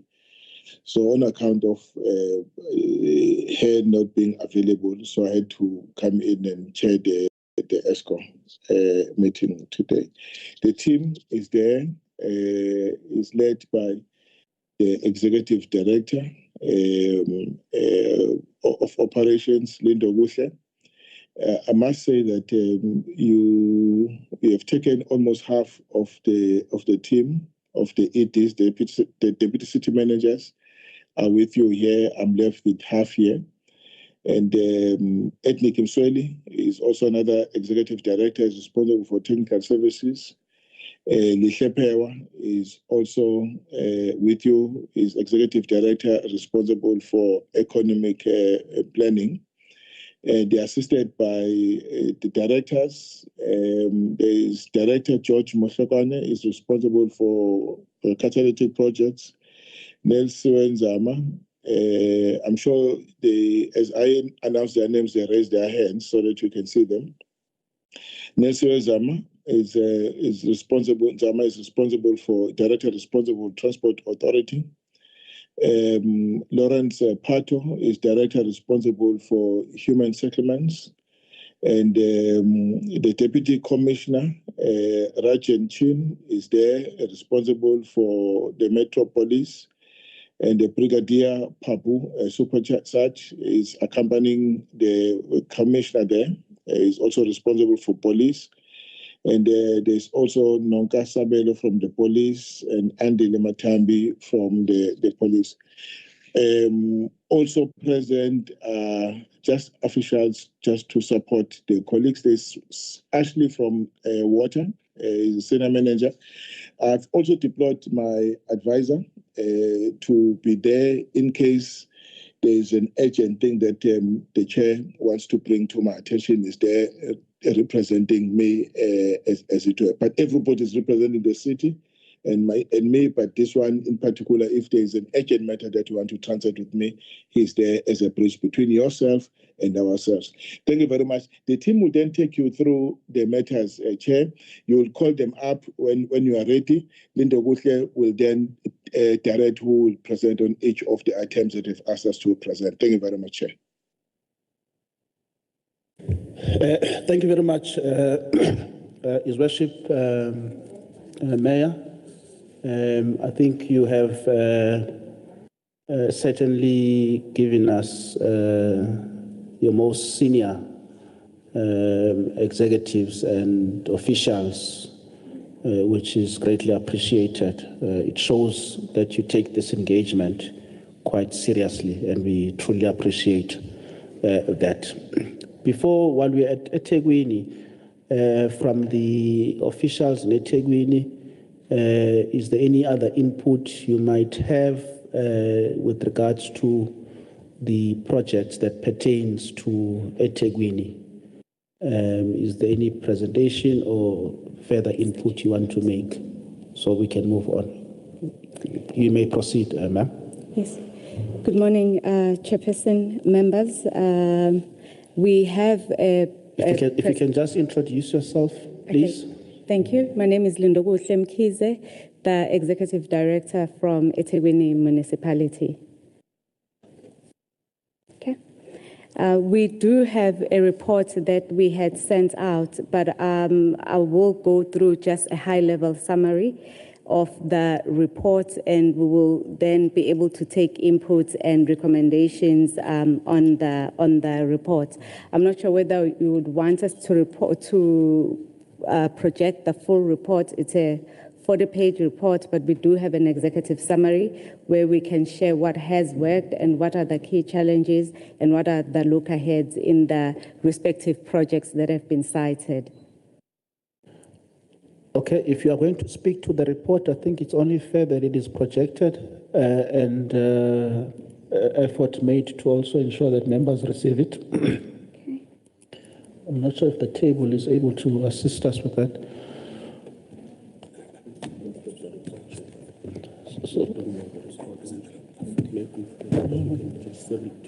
Okay, is the report shared with the... It was shared? It was shared by Ms. Tabim Beck when we were preparing to come here. I'm not sure if they've got it, but I can also... Okay. I think I did see that report. If you may proceed in the meantime. Okay. I will proceed in the meantime, Chairperson. Thank you. I'll just start with the executive summary in the meantime as we go to the full report. There were 5 key thematic areas that were highlighted, the first one being the Go Durban, the second one being the community safety, Lower Umkhamazi water scheme, Hammersdale wastewater treatment, as well as the catalytic projects. What has worked with regards to Go Durban is the corridor C1 packages and C3 and C4, which are complete and approximately at 766 million expenditure. The program has been realigned around affordability as well as operational readiness. What we notice key challenges is that the work package 5 has not yet started, and the PTNG reduction, operator negotiations, as well as fleet and system readiness continue to delay these operations. When we look at the next thematic area, which was community safety, we looked at a multidisciplinary operations with SEPs and other partners that we continue to engage on. We do have a smart policing technology which has improved greatly the surveillance as well as vehicle recovery. Of the 660 CCTV cameras, 447 of these are operational. We are working on a maintenance plan to ensure that all the 660 CCTV cameras are working. And 213 of the other cameras were non-functional, but however have been repaired. We do note a number of cable theft, construction extortion, as well as social unrest continue to place pressure on the municipal resources, and quarterly outcome statistics require strengthening in this regard. With regard to Lower Mkomazi, which has been presented, I will pass on that one because our colleagues have presented on that. But on the Hammersdale wastewater treatment plant, the upgrade is 75% physically and 75% financial complete, and with approximately 202 million spent to date. The May deadline was not achieved. There were a number of reasons which Ednik Msweli will touch on. We did experience mechanical, electrical, and brownfields technical problems which are mirrored that have moved the expected completion date to next year. On the catalytic project, we have 28 programs which are monitored on a weekly basis, and of these, the portfolio is 190 billion, with 433 billion in private sector that has been unlocked. The challenges around this is several projects have been delayed due to environmental as well as planning approvals, and some of that is within our control. We have started what we call the Friday Investor Fridays, where we meet with the investors to try and accelerate the bottlenecks in a number of their key issues. And with this, we are seeing a quicker turnaround time, and also aiming as the municipality to have a one-stop shop where when investors come into our municipality, they can come into a one single platform and all their issues can be resolved, such as the approvals. With regard to some of the infrastructure pertaining to catalytic projects, we have experienced a few issues, especially with KZN DOT. We are trying to continue to engage with them, as well as Transnet and ESCOM. On the Kennedy Road, it was highlighted, so I will not necessarily give details of that because the previous speaker did speak to the Kennedy Road. I think just from our side as the municipality, we request and seek support in securing sustainable public transport funding, accelerating ESCOM water use, as well as environmental planning approvals, and resolving the infrastructure cost-sharing arrangements with national as well as provincial entities. And with this, we are working on the presidential working group in Workstream 8, where we are looking at what are the best cost-sharing mechanisms that can one enter into that are both beneficial for the municipality as well as the investors. And also with this, strengthening the protection of construction as well as municipal infrastructure sites. And we also continue to request support in funding for housing densification. The municipality remains committed in the corrective actions as well as transparent reporting and closer intergovernmental coordination for these. I thank you, Chairperson. Thank you, Siyabonga kakhulu.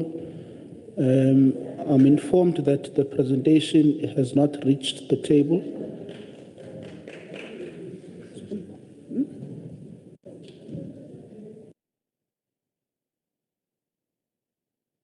Okay, it has been emailed. I'm not sure, maybe if I can project from my own laptop, Chairperson. Margaret, if we can maybe just get a copy and send it to the members. It's reached. Okay. Thank you for that presentation. I think it does give us a brief picture of the state of the project. I think members will discuss in detail some of that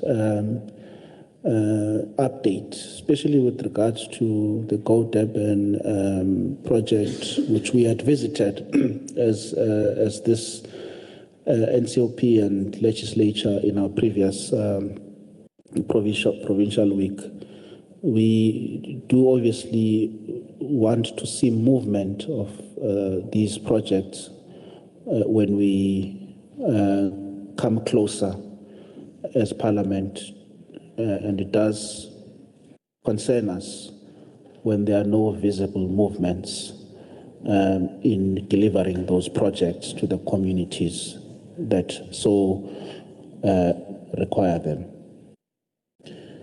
Having said that, honourable members, we will now move on to our host, His Worship, the Mayor of UMNGENI-UTHUKELA, uMhlonishwa uZuma.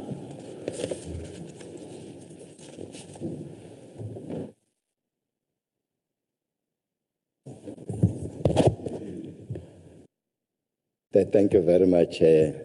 Let's extend our warm greetings to the Honorable Chair, Billy, Deputy Chair of the NCOP, members of the NCOP present, members of the KwaZulu-Natal Legislature present,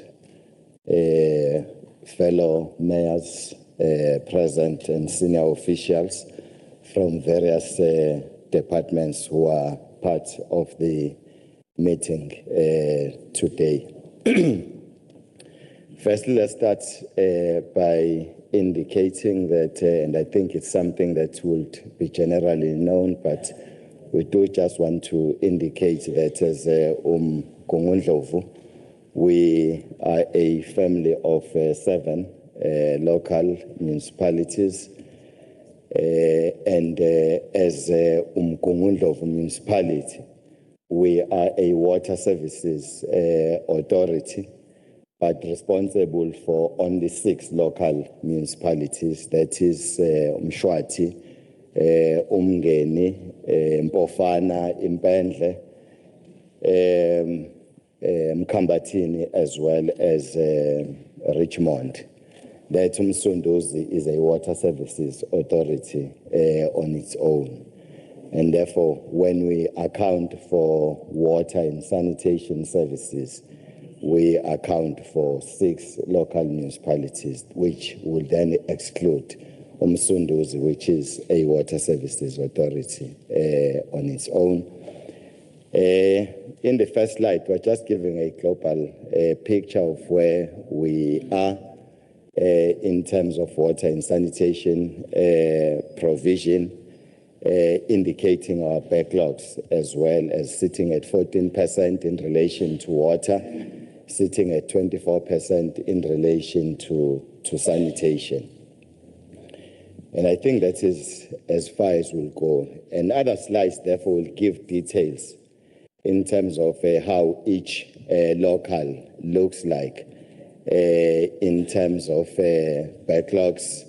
For instance, Mshwathi at 47%, UMNGENI at 78%. In fact, UMNGENI is a municipality with most yard connections in the district, so where backlogs are better than any other local, so to speak. Richmond at 55, Mkambatini 21, Bofana 41, and Impendle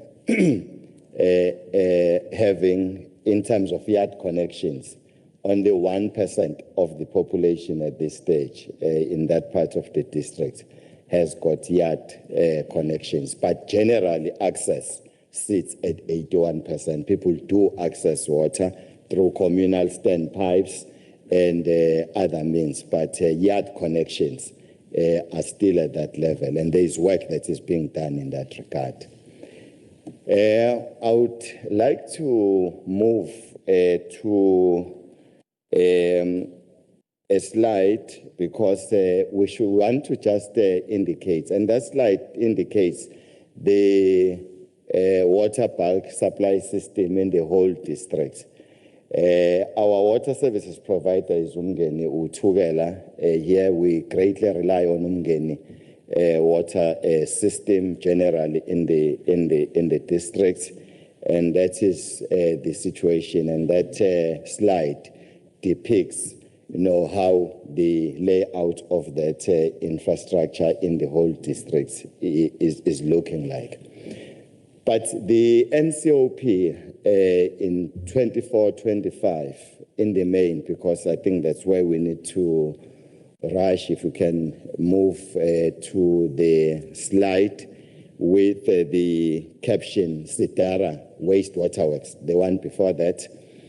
The NCOP visited the Sidara Wastewater Works last year, and that is what we are going to be reporting back about.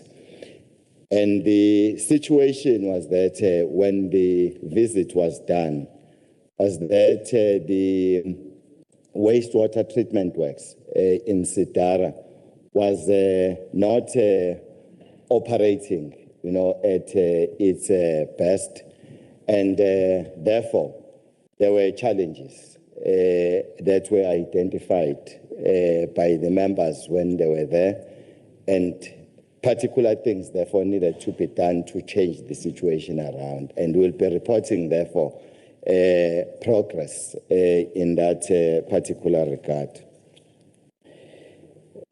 We wish to indicate that we inherited as the district municipality this particular plant, and it was operated by at some point by the Department of Agriculture, because it's situated in the Agricultural College there in Sidara. So, and for those particular reasons, there would have been a point where after the handing over of that particular equipment, that the district would not have done the necessary in terms of ensuring that the facility operates at its best. But since the visit, this is what we have done in the plant concerned. We have undertaken various maintenance works, including the jetting of old pipes, cleaning of dry beds, removal of sludge, and the installation of valves, screens, flow meters, dosing pumps, and other necessary equipment. And out of those particular interventions, we can now safely indicate that this infrastructure is now operating on acceptable standards, so to speak. There is some work that we still need to do so that there is a complete revamp of the facility itself. We have put together a business plan which we have submitted to the Department of Water and Sanitation so that we can get the resources to put it at a level that it can really operate at its maximal best, so to speak. The business plan that we have put together will source the funding to the tune of 150 million so that it gets really to a stage where it can operate optimally. But we can safely indicate now that it's now operational and operating really on acceptable standards. The slides that are following, they are on a technical detail on some of the work that needs to be done. For instance, the applications that we have put forward, like the water use license process that needs to unfold, which takes its own time. We have indicated the milestones in the report itself in terms of what is it that is already started happening and what other processes are going to unfold, particularly in relation to the application for the water use license, so to speak. So in the main, that is the report that we would want to, progress report that we would want to present to this August House. I do have my technical team when the question time arises, we'll all take questions accordingly. Thank you very much, Chair.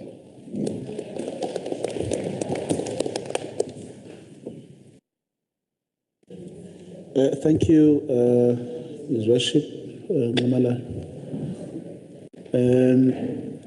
We will then now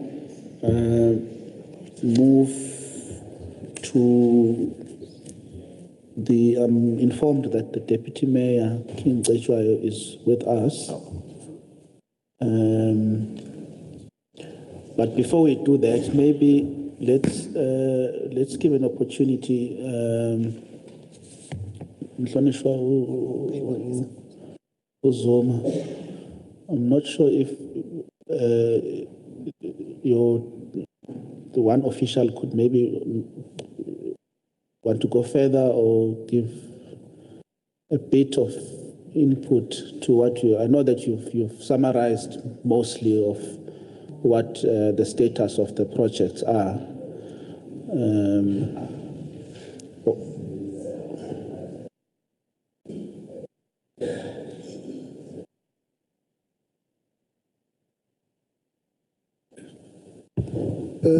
Thank you, Chair, and greetings to you and greetings to the House. Chair, I think our Mayor have covered most of the issues. We have embarked on a new BP. Actually, we are looking at upgrading the current wastewater works that we inherited in Sidara, because currently it can only accommodate about 0.6 MEC of the capacity, but with the developments that need to be coming in from housing, we still need to take that into consideration, of which is why our business plan talks to an upgraded states of about 2 MEC that we can be able to accommodate within the new plant. But hopefully the BP have been approved by the province. I think now is at national level for final approval. And hopefully within the next financial year, which is 27-28, it will be incorporated into our implementation plan. And by that time, we should be able to have a WULA, as it has been outlined in terms of the processes that we need to go through for a WULA application, of which we have already started with. So within a period of 6 months, we're hopeful that we will be able to have a WULA, so that by the time of construction in 27-28 financial year, we will not be having any challenges in terms of implementation. But we are planning to implement these projects through a grant within which is funded by Department of Water Affairs and Sanitation. Thank you, Chair. Siyabonga, Hlonishwa. Are we all good on this side, honourable members? Since Hlonishwa umndebele efikile, there's a lot of movement this side. Manje na noma madlobo naye ngathi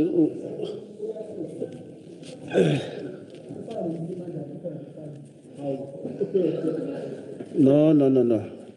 Let's not get distracted. I would want us to proceed to the Deputy Mayor King CETSHWAYO I understand that the mayor has tendered an apology, I'm informed. Maybe if we are going to do quite a detailed presentation when we get there in the next few days, but if you can just give us an overview, because the projects that we are going to look at CETSHWAYO local municipality UMHLATHUZE that is mainly going to assist us with that. Is the deputy mayor here? Yes, Chair, I'm here. Thank you, Mhlonishwa. Your worship, please proceed. Greetings to you, Chair, Honorable Premier Mpemba, Honorable Deputy Speaker of the Legislature, Honorable Deputy Chair of the NCOP, Honorable members of the Legislature, NCOP Delegation, Administration, Honorable Mayors, Honorable Councillors in Administration.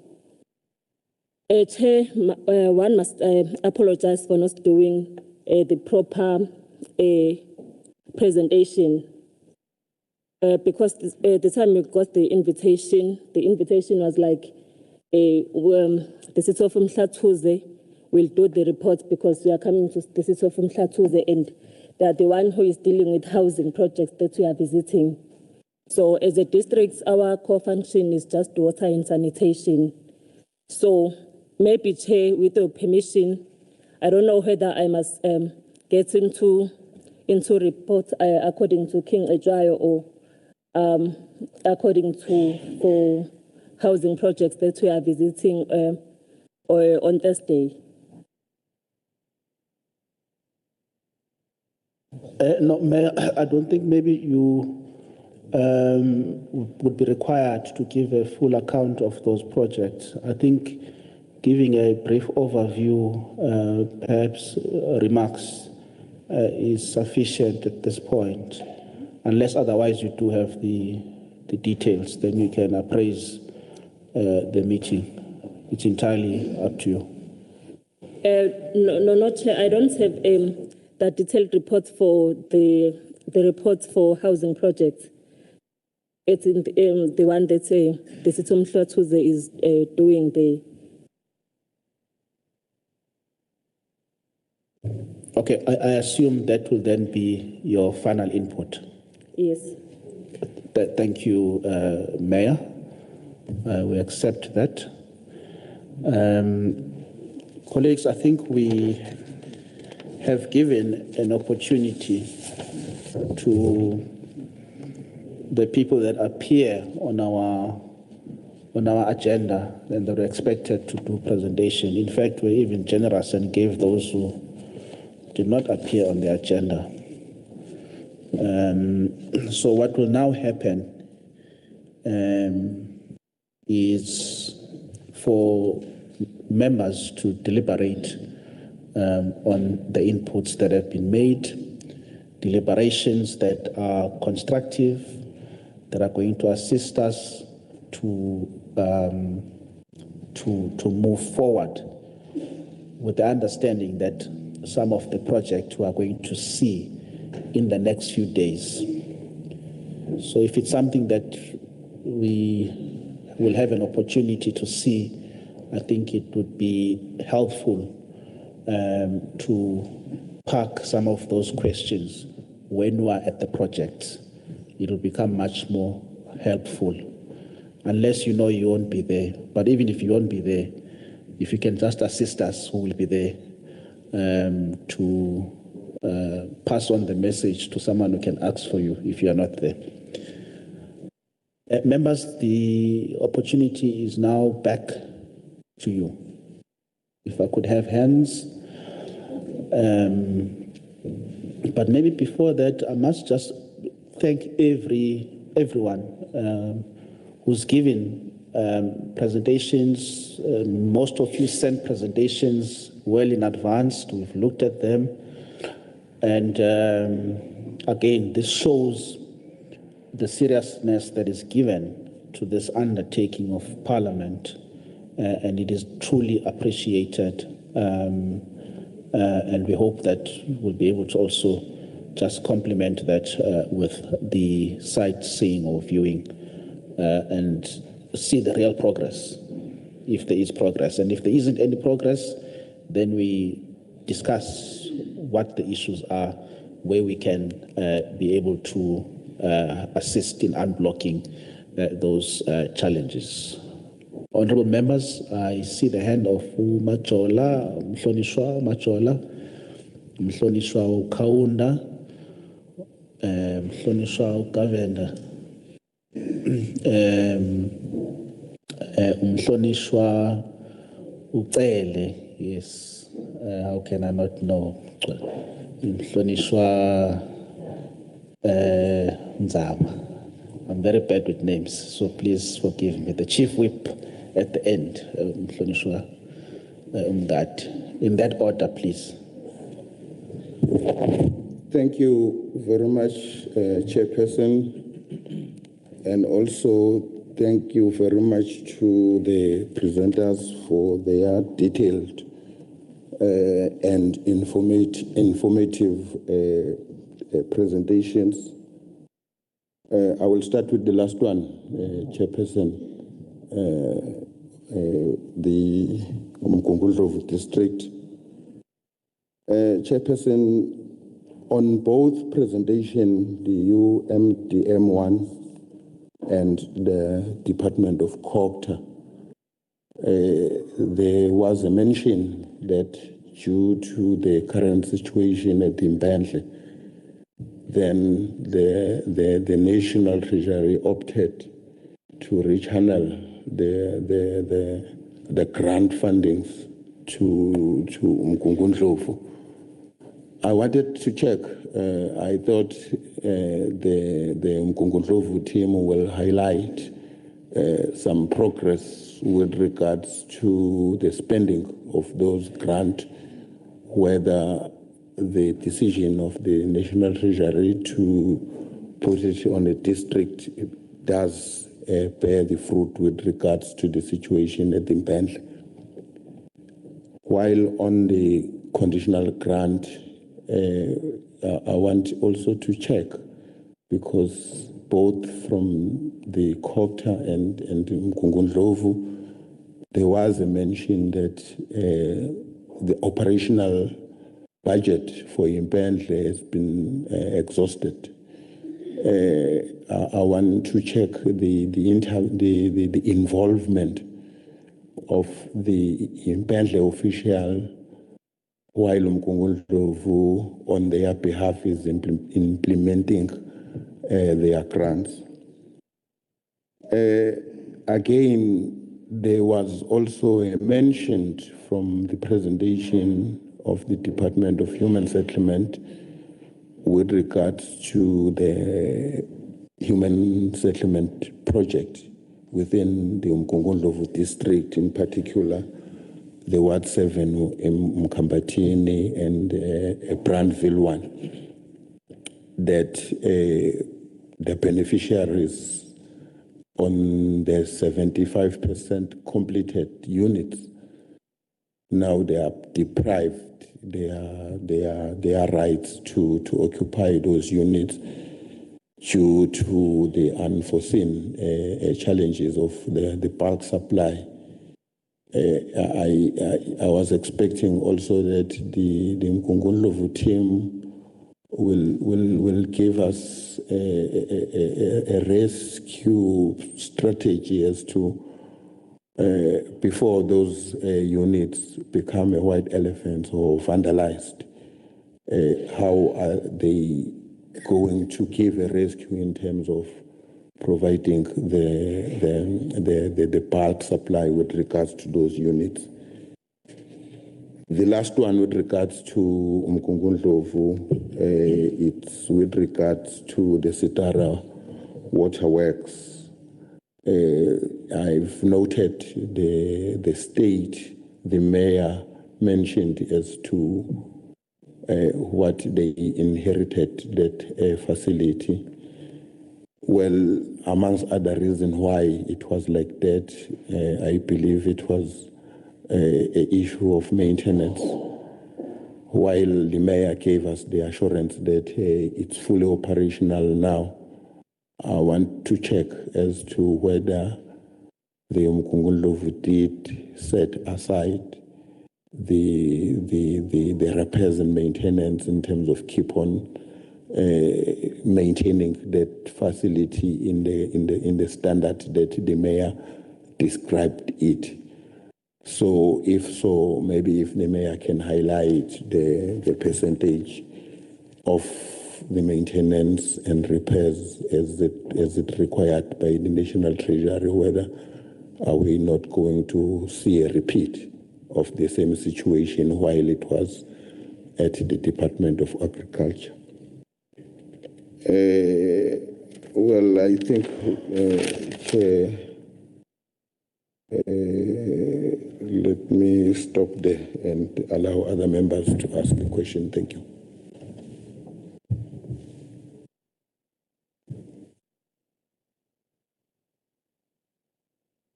Thank you, Honorable Chairperson. Let me join my colleague to welcome all the reports, which were very detailed and also giving us at least progress as to how are we faring in responding to the issues that affect service delivery on the ground. Chair, let me start by congratulating our municipalities in KZN. Since we have not recorded any disclaimer or adverse. Instead, we have seen a lot of improvements, but we still need to do more of municipalities graduating from qualifications to unqualified. Those are good news, Chair, which must be appreciated because we always complain as if municipalities, they are only the bunch of failures. There is no progress that municipalities are making in the Republic of South Africa. So we must commend municipalities when they've done well. Yeah, so we understand we were seized with the matter of Mpendle. We conducted oversight, and the NCOP last week decided to support the invocation of Section 1391B in Mpendle, which was presented by the Provincial Executive Council. So it has been approved. I'm sure the chairperson of the NCOP will be writing to the province to confirm that. So it has been approved. Secondly, Chair, eThekwini municipality have surpassed Cape Town in the second quarter in terms of the statistics, South Africa, when it comes to the reduction of unemployment. We know that we still need to do more, but eThekwini as a city, it beated all the metropolitan councils in the country, 8 of them, by reducing the unemployment. So, which does not mean that the rate of unemployment in eThekwini is good. So, which says we still need to do more as the province. Yeah, but you know how Cape Town have been talking about it, beating all metros. So if Durban does that, we still need to... Sorry, Honorable Kaun. Colleagues, if you could just allow the speaker to make his point. You'll get a chance to debate that if you want to debate it. Maybe not today, but while we have lunch. Thank you. Proceed. Yes, thank you very much, Chair, for that protection. I was just congratulating eThekwini, not because I'm a resident of eThekwini, but as a member of Parliament. So those are good news, a good story to tell. So, and we must tell the story, as all of us here seated, because eThekwini represents all of us as a metro, as the only metro in the province.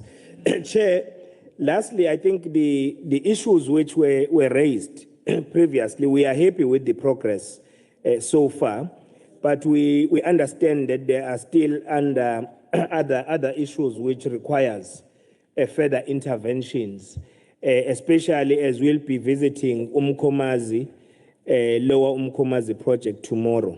But we understand that eThekwini, with their investment of 56 million rands to deal with the issue of Ntuzuma Pump Station, but there are more communities which are still locked out of the system, because the assumption was that once that is fixed, those 50% communities which were left out to access water will then have access to water. So I think eThekwini must deal with that. It's a very urgent issue which requires attention, as well as Southern Aqueduct, which they spoke about last time, which also have been completed. We appreciate that. But now the taste of the pudding is in the eating. So those communities must start accessing water so that that investment, there will be value for money. Thank you very much, Honorable Chairperson. Thank you, Honorable Governor. Thank you very much, Honorable Chairperson. Allow me also to add my thanks to the presentations that were done earlier. And I must say that it is encouraging to note the progress that has been made since our last visit. And it is also encouraging to note that in many instances, the issues that we raised and the site visits that we did and the reports that followed have borne fruit, in the sense that there has been progress in many cases, and this is what we are here to see in the interest of the people that we serve. Chairperson, I just want to raise a question with regard to the Public Works report concerning Woodlands Primary School. I know that the new contractor is on site now just from the 27th of July. The previous contractor, we know, was not paid on time, and that was one of the reasons why that contractor left the site. Now, are there any systems in place to ensure that this time the contractor is paid on time? Because we don't want a situation where, again, we find that the department is not paying on time, and that is why the contractor finds an excuse to run away. Because we also know that the initial contractor had underquoted on the project, and that was the other reason why that contractor left. Also, has there been any escalation in terms of the contract price? Keeping in mind that the previous contractor had underquoted, and now we have a new contractor on site, has there been any escalation on the costs there? Then, with regard to eThekwini, Chairperson, the Go Durban project, I know that has been a project that has been mired in controversy and problems for years now, and a lot of money has been spent on that project. Can we have a sense of, are there still challenges? If so, what are those challenges? And when will that service be operational so that our people can benefit from the huge sums of money that has been spent already on this project? With regard to local government, yes, I must add my voice to what Honorable Kaunda has said with regard to the progress that is being made at local government level, where municipalities seem to have turned the corner in terms of their performance and the audits that they are getting from the Auditor General. I think these are the things, Chairperson, that we would like to see as progress, because funds are allocated for us to deliver services to our people. And as the NCOP, that is what we would like to see. And if there are challenges, they need to be brought to our attention, as some have already done, so that we can see how from national government we can assist to unlock these projects and attend to the challenges that might exist. Thank you, Chair. Thank you very much, the Deputy Chair of the National Council of Provinces. One of the benefits we have as this delegation from KZN is to have the second in command coming from our very own ranks. And we truly appreciate the guidance and the wisdom that is forever provided by Umhlonishwa uGavenda. Thank you, Honorable Gavenda. I think Mhlonishwa uCele follows. Thanks, Chair. Greetings again to yourself, the NCOP members and the legislature, honorable members and colleagues and honorable mayors present. Sorry, Mhlonishwa, if you can just put your mic closer, because we do want to hear you. Sorry, Chair. My mic is not working, so I'm trying to move. Thanks. We would like to also begin by welcoming all the reports, Chair, that we were given. At least it gives us a bit of a picture of what is happening out there as Amanda who are representing our communities. Especially in eThekwini, Chair,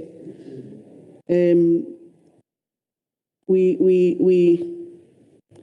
ngicela ukuhamba emazwini kaMhlonishwa uKhawunda ngokuthi sinibongele. Firstly, siyabona umahluko weTheku, indlela okuclean ngayo uyabona ukuthi umsebenzi uyenziwa. Namanzi noma engekho kwezinye indawo kodwa ayabuya. Kuyakhomba. Manifuna ukukhuluma uphakamisa isandla bese. Sorry, I apologize, Mhlonishwa uCele. Honorable members, if we can just please respect the speaker on the floor. If you do feel like you want to either speak, dispute, you know of a cleaner city, you are more than welcome to raise your hand and we speak to that. Thank you. You may proceed. If you can please, colleagues, just if you are conversing, do it in a way that does not disrupt the speaker on the floor. Thank you, Chair, for your protection. Thank you. Chair, I would like to look at the two reports, and we would like to appreciate the NCOP for bringing UMNGENI and eThekwini together to come and do their presentations, because even though it's a late presentation yet, but you do, when you check some of the projects, you understand what issues are man's. Esibhekene nawo eThekwini kakhulukazi inomngeni uyathinteka kuwo. So we are hoping to fast track kwalama projects that are presented here is going to actually assist us as eTheku. We are requesting though, we see kwi presentation kakhulukazi yomngeni bakhala kakhulu ngo-Eskom. Now if they can advise us ukuthi ithini into yokuthi ba improve their relationship, because most of their projects more bigger in their own report that they've given us basho ukuthi there's an issue with Eskom. Now you have two SOEs who are supposed to be working hand in glove. Angazi noma i-email engasuki kwelinye desk yakwelinye noma inkinga ikuphi, because Eskom njengoba frustrate ama projects, communities on the ground are being affected. Ngoba iTheku, when you go to their reports back, these projects Ngwadini Dam construction mawufunda umngeni uthi i-issue no Eskom. Bese kuba khona some few delays as well kuma projects lawa umngeni akhuluma ngawo. We are happy as well. I saw ukuthi khona MEC waka transport, HOD waka transport, you do have challenges as well with the taxi association, according to your report. What are you doing about that? Nisebenza kanjani nibambisene with the Department of Transport to assist with the issues that stakeholders enza ukuthi ama project wenu angahambi as fast as you have. The issue of insurance, you are saying in Ngwadini you have that project has no insurance. Project in Kulugangaga. Why must we come here and get that information? That project is not insured. He reported in Nisho Loga, Gushomina. He reported Shonjalo. And then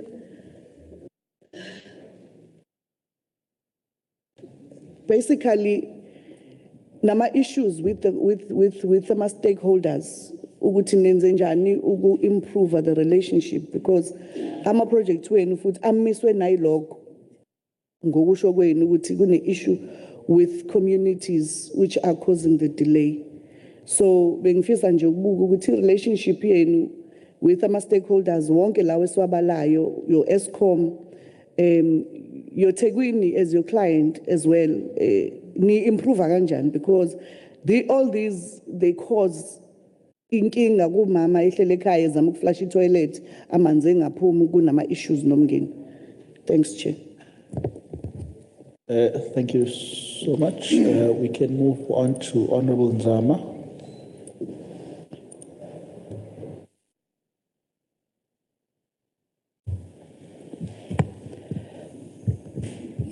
Thank you, Chair. Greeting again. We welcome all the reports. Chair, okwama kukuningi kuncane nje. I want to talk about Umkomazi law project. We understand some of the delays caused by feasibility study with water license. But I just need to check, do they understand the problem beginning abantu bakwaZulu-Natal? The problem of water in KZN is a pandemic. The budget allocated is 11.6 billion, already spent 3.3 billion, that is 30%. Why there's a lot of delays, especially at eThekwini? If you can tell us, do you have any alternative plan to fix this problem of water? Singalindi 2028 to 2032. Ngithangibuze ngoba no mayor bakhona, khona umayor. Mhlamba ngakwazi ukuthi asilekelele. Embumbulu, we lost someone's life. Ngendaba yamanzi. The water is the challenge in KZN. I just need to check ukuthi. That's how I felt. Ukuthi, yes, we're having a challenge. Kodwa amanye amanzi ngathi avalwa ngamabomu. Because there's this thing of delaying of water, amanzi angaphumi, because khona labo bululu afane bathola amathenda alama water can. Can you please tell us what is your tangible plan are you coming with sugar right now? Because amanzi is a problem. You cannot live without water. I thank you. Thank you, Mhlonishwa Nzama. Can we then move on to Mhlonishwa Brotherson? Thank you, Chairperson, and I'd just like to first of all apologize for not being here for the first part of the proceedings.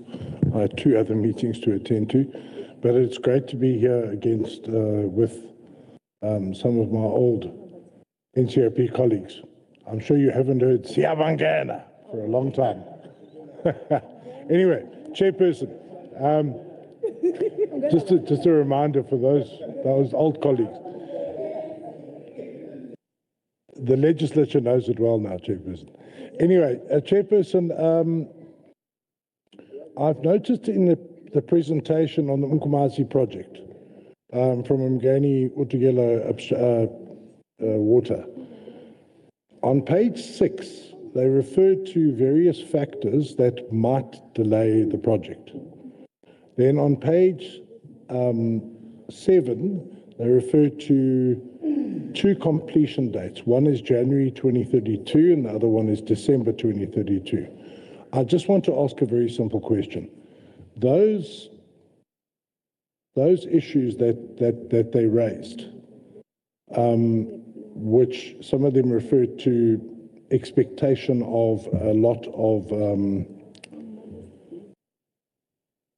court challenges because of the numbers involved, and one or two other things that are listed there on page 6. Have they factored those things in given them a time frame, those challenges, given them a time frame, and is that factored into the 2032 completion? Or is that not there and it's almost like an extingent liability that might come in and make it 2033 or 2034 or 2035? I just would like to get a firm answer on that. Thank you, Chairperson. Thank you for that very clear question. Mhlonishwa Chief Whip Ngat.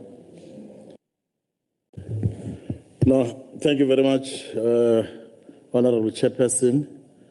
Firstly, let me welcome all the reports that has been presented before us. We really appreciate that.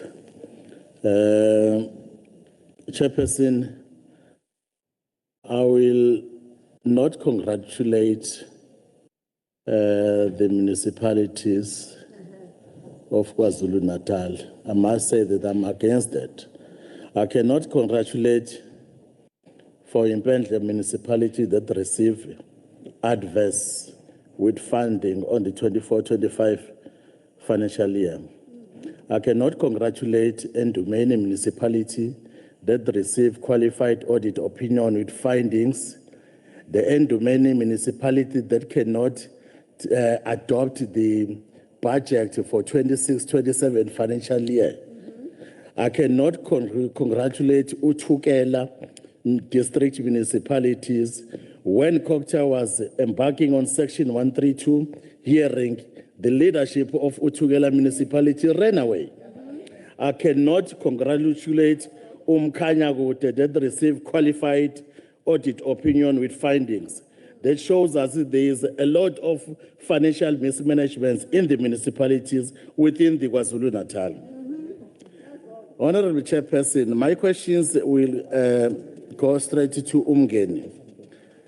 Thank you very much for your report for UMNGENI. I just need to seek a clarity with regards to, in particular, on Ngwatini Dam. When we're approaching Ngwatini Dam, there is a road which is P7528, and that road is very bad. I just want to check whether UMNGENI has been in contact with the Department of Transport in order to make sure that they build that road, because you cannot drive to that dam on the road. Or maybe they've got the funding that is set aside specifically to make sure that they deal with that issue of the road that approach Ngwatini Dam. And also, what is it that they are doing with regards to the business forum? Because we know that there is a lot of business forum mafias on that project, and as we are approaching the construction of the water treatment works, which is, I think, it's phase 2, and there's a lot of something that is not right with regards to the business forums. If you can check us into confident with regards to that, we'll appreciate that, Honorable Chairperson. The last one, on the issue of the reticulation. When the project is completed, have they got a plan on the reticulation, or is that the prerogative of the eThekwini and Oku district to deal with the reticulation to the society? That is one I wanted to check. Thank you very much, Chair. Thank you, Mhlonishwa. We will now go. I'm informed that I'm aware. There is Honorable Dex whose hand his hand up for some time. I want us to start with him. Honorable Dex. Okay, thank you very much, Chairperson, and thank you for all the departments for the in-depth reports that they have given. I really appreciate those reports that you have received, Chair. Firstly, I want to thank the Honorable MEC of Finance, Honorable Shlemuga, for making additional funding available for this project. Because as we know, this project was stalled, and I really appreciate the department and Honorable Shlemuga for making the additional finance available. I live in this ward where the project takes place, and as part of my constituency, where my constituency is. However, Chair, I want us that when the committee goes to the Woodlands area to view the school, to address the issue about the community participation and the concerns of the community. Because there's concerns from the community, and I think I must raise that because I represent the community, where the community says that we've been asking, in fact, they've been asking for quite some time, and I'm happy, in fact, I'm happy to hear that the Department of Public Works informed us in their report that they have now appointed the CLO, because the committee have been asking this for a number of weeks and days, who are the CLO of this project. Even yesterday, the committee have asked this question, and we could not get any response on who the CLO is. But however, today I've seen that the TA councillor have admitted on the group in a voice note from him that he has actually appointed his niece as the CLO of this project. And the community is extremely upset about it. The TA councillor appoints his niece as the CLO of the project. That's the first issue that the community will raise. I think they will raise it when you'll get to the site meeting, and I just think I must make the committee aware. The second issue that they'll raise is that in the initial advert for the CLO, the requirements was that you must be fluent in speaking and writing isiZulu and English, and the committee says that the CLO cannot write and speak isiZulu, and they therefore want to know how the CLO was appointed, and they're actually saying there's nepotism involved, and this is what creates problems in projects. It creates problems in projects if we don't address it. So I want us to address it. I'm not accusing anybody, although the councillor now have admitted, the TA councillor have admitted that he have appointed his niece in the CLO in the project. Then the last issue that I want to raise is that the last time when they was doing the handover, I saw in the media that the MEC for Public Works, Honorable Mayor, stated that the project the last time was stalled because of construction mafia. I was quite shocked when I heard it, because I was not aware that there was construction mafia in Woodlands, and I've never seen construction mafia around or any problems. Right? So when we get to the site, if the department can please elaborate on the issue for me, on the issue of this construction mafia, because we need to get to the bottom of it. Because if there was construction mafia, the construction mafia must be lurking still somewhere around. So we must deal with that issue about what the MEC said about construction mafia. Thank you very much. Thank you, Honorable Dex. It would be amiss of me if I did not correct what you are trying to do here. This is Parliament. We're not dealing with issues of CLOs here. And I think... Comrade Chair, no, Comrade Chair, let me come in. In the report, Comrade Chair. I allowed you to speak. Comrade Chair. No, Comrade Chair. In the report of the Public Works, they mentioned that they have appointed a CLO. So I'm speaking on what the Public Works said. So you can't ask me that we're not raising that. It was in the report of the CLO.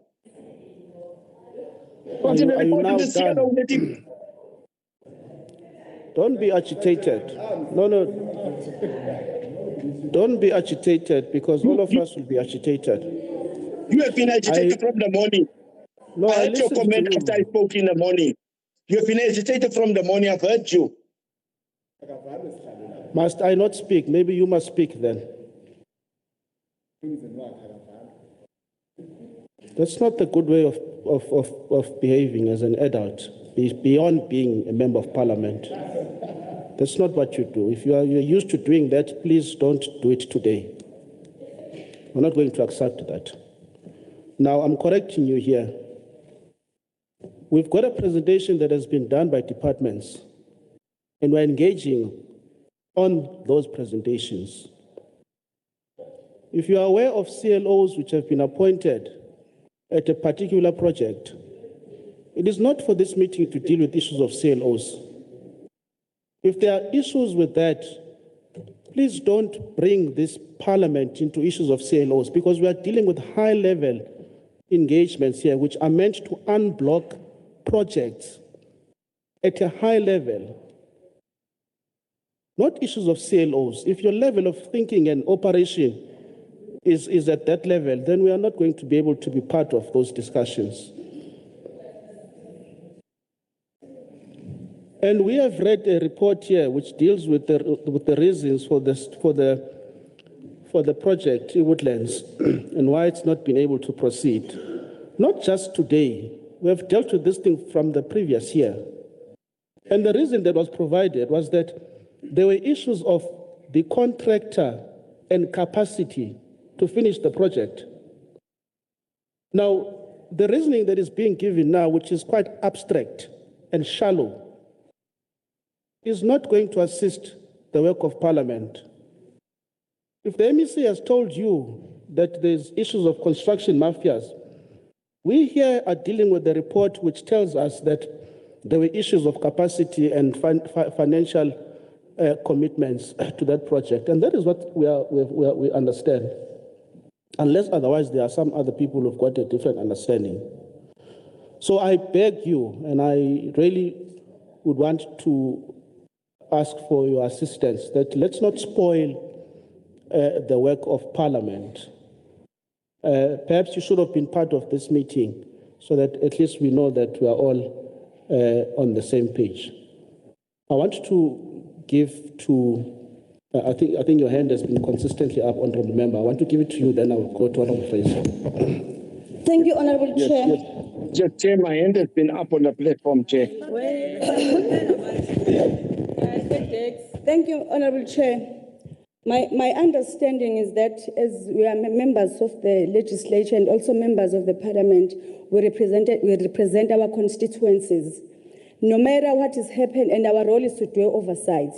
If we see that there are problems that are hindering a certain project, may be smaller to anyone, but the development of the project can be disturbed even with a minor issue. That does not mean we cannot deliberate on those issues.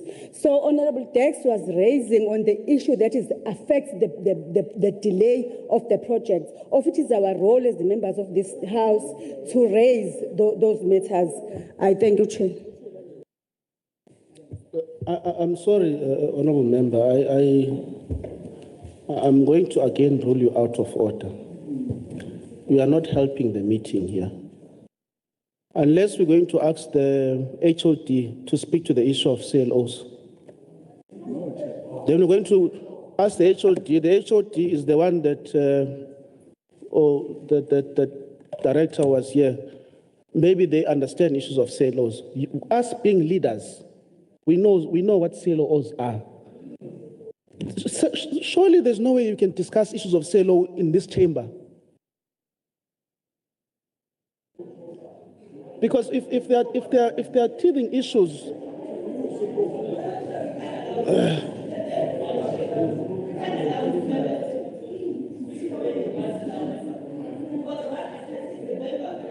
but please put your hand up and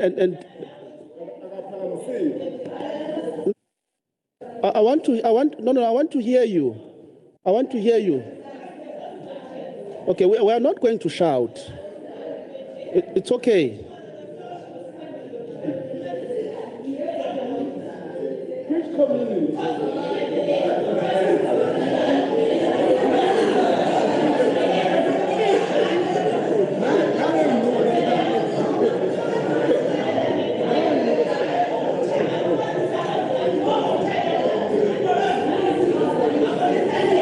Order, honourable members. Order. Order, honourable members. Order. Order, honourable members.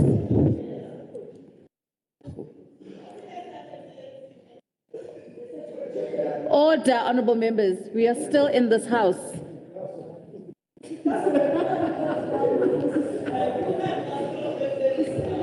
Order, honourable members. We are still in this House.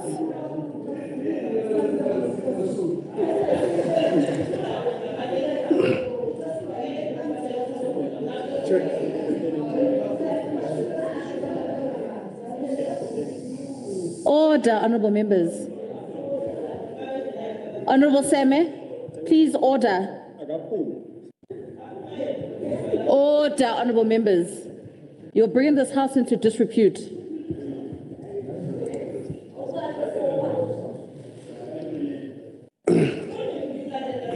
Can I now proceed? Because I'm not going to compete and shout over people's voices. That's not how I do things here. If that's how you'll do things here, then I'm going to keep quiet, and then you can continue doing that. Because if you've got a point to make, you simply raise your hand, and I recognize you, and you speak. To shout and do that, it's not helpful. Honorable Fraser, please, can you proceed?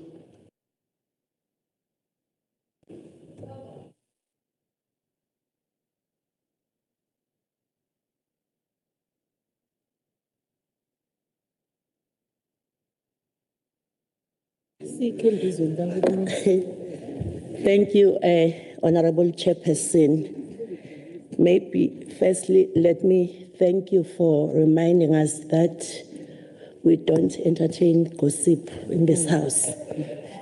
Chair, allow me to congratulate Itegu and all the municipalities which did well. I believe we have a responsibility to commend those who are servicing our communities. That will be my first point. Then the second one, again, Chair, we are noting progress in human settlements. We understand they have addressed a number of backlogs. We therefore encourage them to proceed with the good work. Chair, we are also noting the progress in the Department of Education. That one is also appreciated. And lastly, on issues of water, some of the challenges that the municipalities have here in KZN, especially in Umsunduzi, we believe that the ministry can assist. We therefore appeal to your good selves, the NCOP delegates, to also involve the ministry so that some of the challenges that they have can be solved. Siyabonga kakhulu, Sihlalo. Thank you. Thank you very much, Mhlonish Fraser. I see there's a quick bite you want there. Yes, Chair, my apologies, Chair. We'd like to profusely apologize for the previous behavior. It's normally Agunjena, the House police. But there's a point, Chair, I wanted to request to human settlements, KwaZulu-Natal with the Itegu, with Bebamsene no COGTA. There is a challenge, Chair, that we are picking up on the ground where when we move abantu kade kune disaster,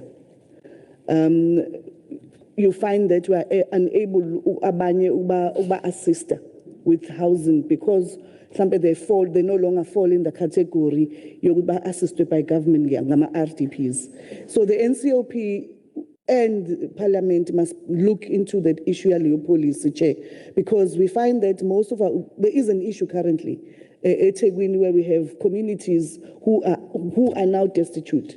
They're supposed to be disaster beneficiaries, but government can't deal with that issue because of our own policies that we have. Itegu can assist because of a certain policy.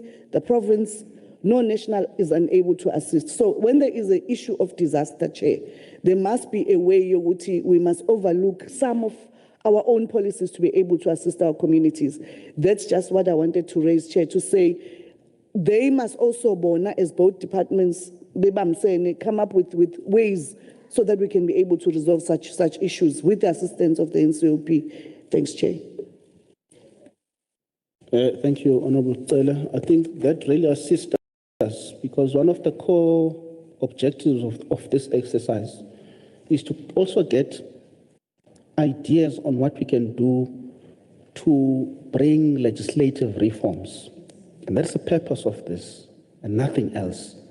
is to assist in terms of unblocking through intergovernmental engagements, but also if there are proposals, suggestions on what can be done in terms of lawmaking, which is what we do in Parliament, is to say, can this piece of legislation be re-looked at? This is a proposal, or this is a bill, a proposed bill, and this delegation can then make it its responsibility to pursue that using Parliament. And that is the form of inputs really that are assisting moving forward. I don't think there's any further hands on the other side. I see one hand, and then there will be all. We'll give back to the departments and officials to respond, and the mayors. Please proceed, Honourable Member. Thank you, Chair. Thank you for the reports. I'd like to raise the issue of the loss of non-revenue water through leaks. Almost 300 million cubic waters are lost in KZN through leaks. And yet municipalities spend their time and effort disconnecting water of the poor and indigent people when this is an issue that needs to be addressed. We need to align with the Constitution to make sure that every citizen in our country has clean and safe water. So is there a way, can we entertain amendments regarding disconnections to rather focus on repair of all the leaks, which the War on Leaks programs would have addressed by now, but unfortunately, President of our country, Cyril Ramaphosa, canned that project. That is all. Thank you, Honourable Member. I think the issue of water is a serious one. That is why it forms part of this program. And I think one of the ways of dealing with the problem is exactly the project that is in front of us, UMKOMAS, which was spoken about at length. And I think it will help us. So I'm going to give back. Maybe I'll start with UMKOMAS. But before I do that, I'm informed that the mayor of UMHLATHUZE, Mhlonisha Ungweze, has now joined us. Your Worship, we know that you experienced some delays along the way. I would want to maybe give you a moment to give your remarks as we move forward. Thank you.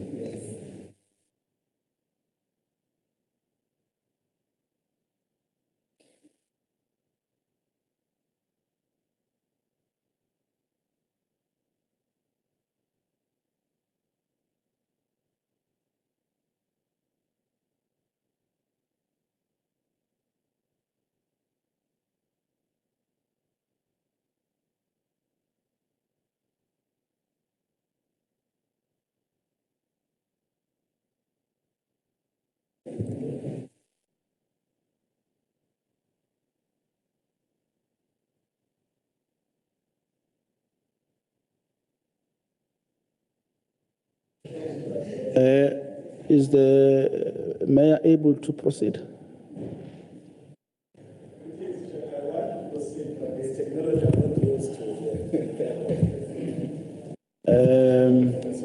Please find the nearest working technology thingy.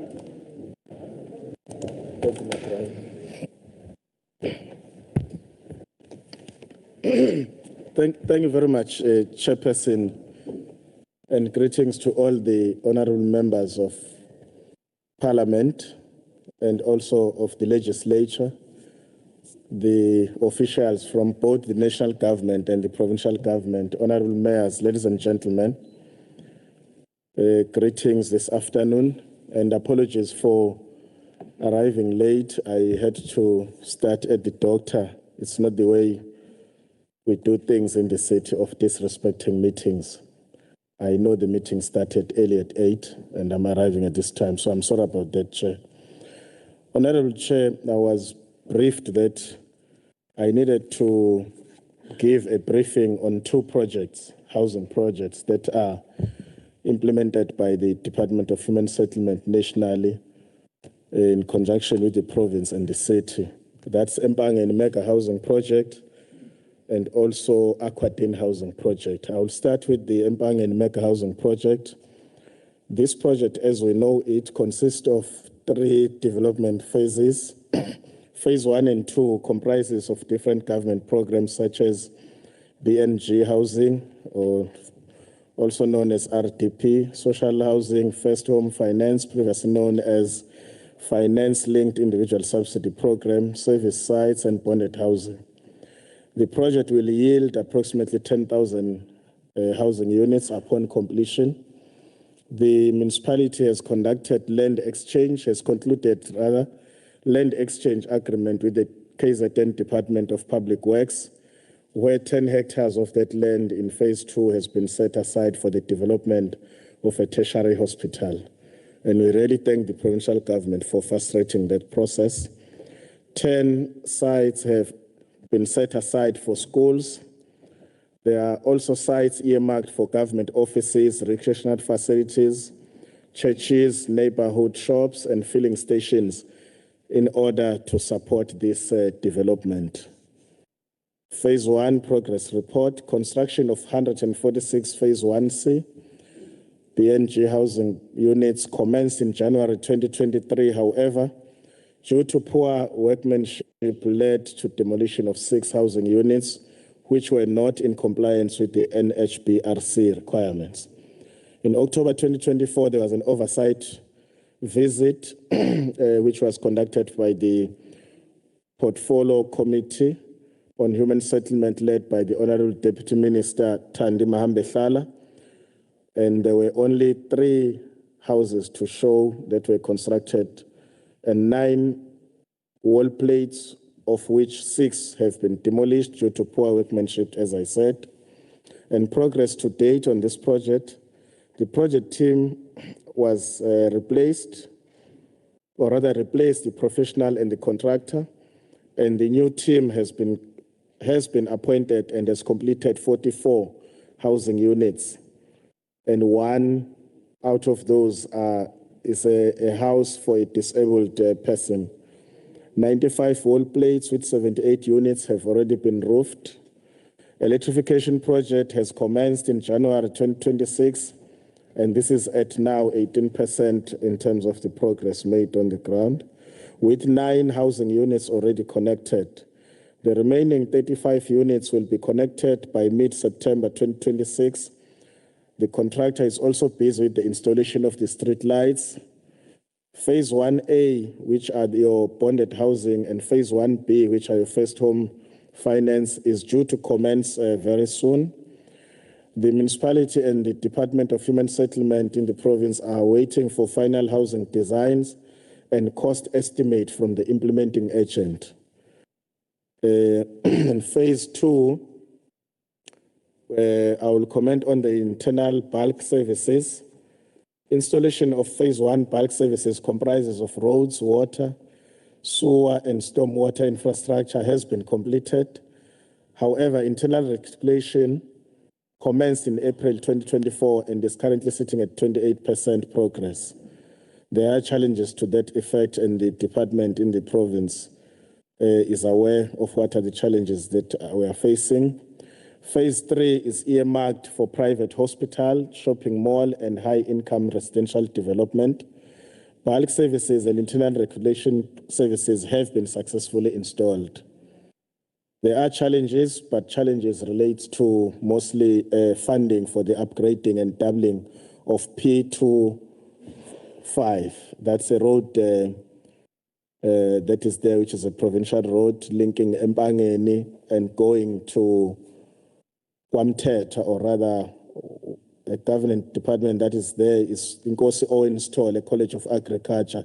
That's that road, and Honorable Zuma, former MEC of Agriculture, will best know that road. Then there is Aquadene housing project. The project comprises of 615 RDP houses and approximately 1,500 social housing. Identification of potential beneficiaries process has been finalized in line with the Provincial Housing Opportunities Allocating Policy and the Municipality Housing Allocation Policy. There were 9 disputes received during the public participation process, which requires that that process is conducted for 14 days, and the Municipal Dispute Resolution Committee has assessed and finalized all the disputes, Honorable Chair. The internal services, installation of internal services comprises of roads, water line, stormwater pipe, and sewer has been completed, Honorable Chairperson. The stormwater servitude project is underway and it is estimated to be completed by November 2026. And I can safely say that we should have completed this work in the last financial year. Unfortunately, the service provider that had been appointed, they had a problem, they got arrested and they had to liquidate their company. So then we had to actually start afresh the process because then there was no service provider to do the job. The bulk sewer pump station, the completion progress is currently sitting at 54%, and the municipality is working on the plan to complete this project during this financial year. There is budget set aside this financial year to cover this work I'm talking about. The main road upgrade, doubling of the North Central Arterial, MR 231. This is a portion of the road that is owned by the municipality, and while another portion on this road is owned by the KZN Department of Transport, and funding for the upgrade of the portion that belongs to the DOT is a main challenge so far, Honorable Chair, and is part of the requirements that there must be improvement on this portion. The municipality has tried to do its best on its portion, but also we are in engagement with the Department of Transport, Honorable Chair. It's not like they are not responding, but we always talk to each other about the fact that they need to meet the obligation to improve this road, this portion of this road.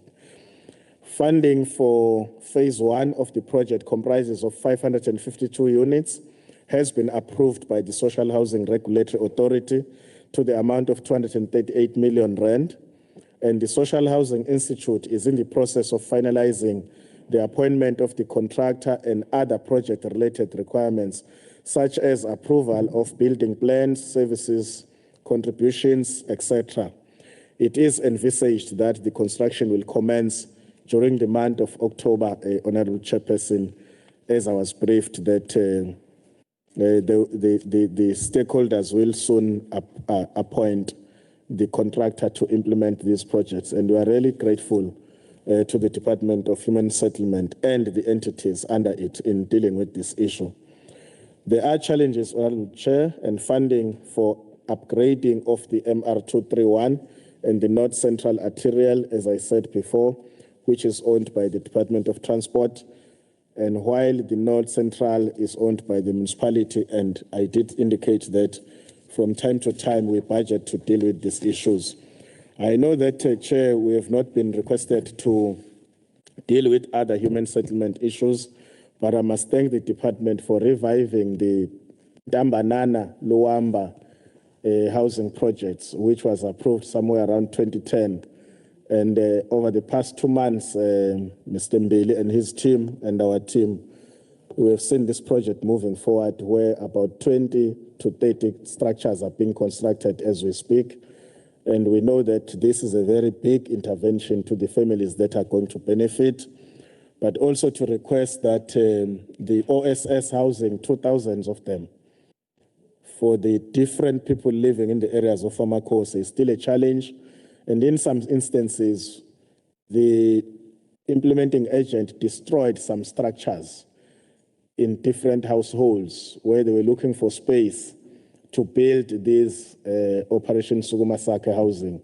And it's a challenge to those who actually got their structures being destroyed, and there is no movement now because of the challenges that the implementing agent and the Department of Human Settlement in the province are facing So we really appeal that those issues, if they can be resolved, it will be of great benefit to the city of UMHLATHUZE and its residents.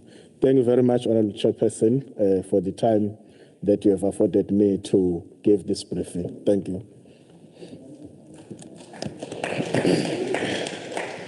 Thank you very much, Mhlonishwa Mayor. We are going to engage with you in the next coming days, even further, with the members in the delegation that will be part of the UMHLATHUZE visit. So we appreciate the fact that you were able to be part of this initial conversations. I will then go back to the responses. There were questions which were quite specific to departments, municipalities, and there were also a number of comments. If we can, maybe the comments, because we are recording this thing, so the comments have been nicely captured, so we don't have to respond to comments, but what we should respond to is the questions. I will maybe start with the pressing issue, Yaman's, Mukoma's, and then I think a lot of questions were directed to eThekwini. Then we'll move on in that fashion. Mukoma's.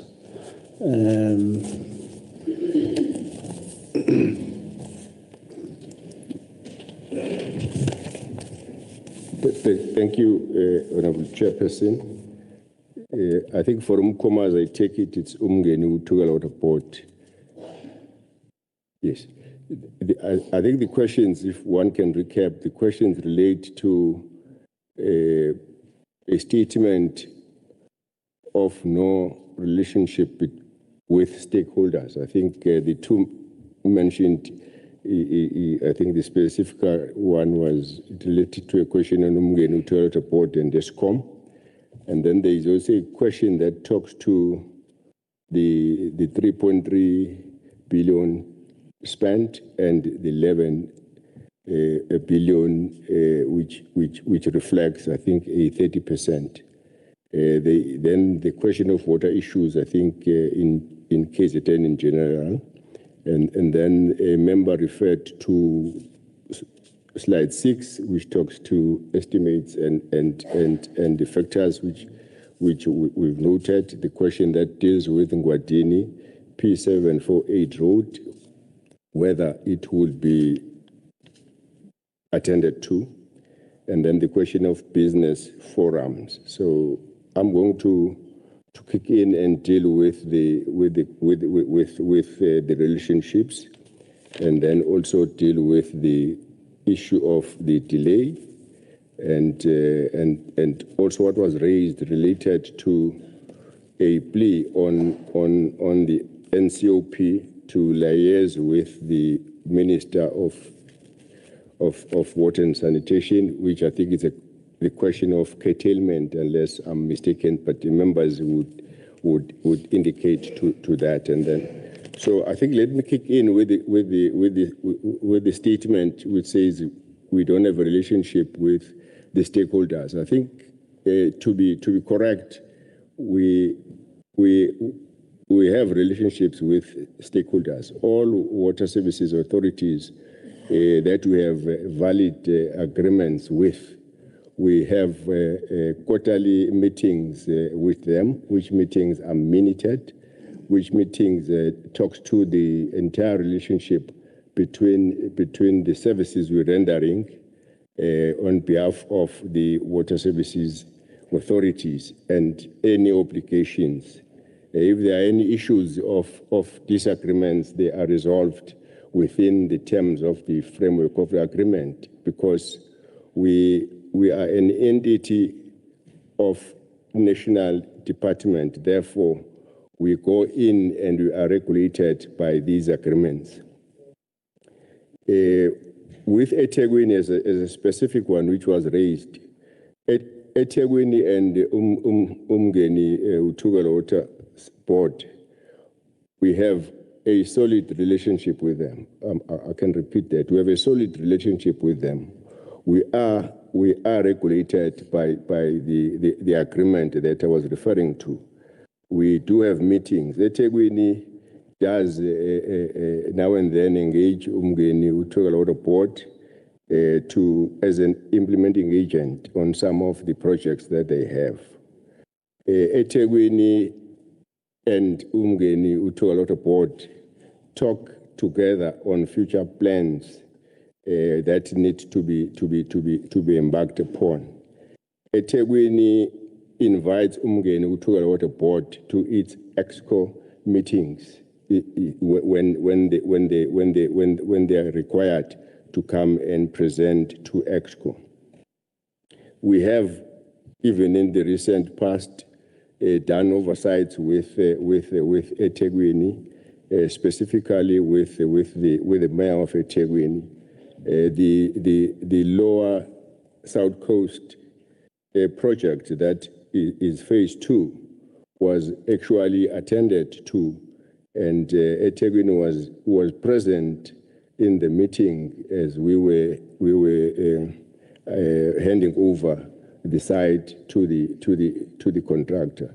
So on eThekwini and us, I think, and the question of relationship, I think I've just cleared that. When it comes to ESCOM, when we came to UMNGENI-UTHUKELA, there were historic projects, which projects had been planned since 2014, some of them. So as a result, what ESCOM has its own infrastructure programs and plans. Therefore, you'll find that when a project that is being resuscitated falls outside of ESCOM's implementation plan and program. So we are on a step-on-step basis working with ESCOM at a regional level in order to accommodate the projects that we call historic projects that were planned by UMNGENI-UTHUKELA board when those projects were not included into the ESCOM plans. We have now established a project life cycle with ESCOM, within UMNGENI-UTHUKELA board, which now takes care of all future projects and all plans that factors the moving forward of a project, having received all the requirements from ESCOM having affected our electricity. As you wrap up, Okay. Yes. No. Thanks. The question of delays in terms of the projects, in the main, the delays are contributed by social issues. One may look at lower Mkomazi as having delayed, but we found a state where the nature of the project and the budgets are actually exciting to the communities and the SMMEs. Therefore, contestation becomes high. When contestation is high, we cannot ignore what the laws of the country requires of us in order to execute those projects.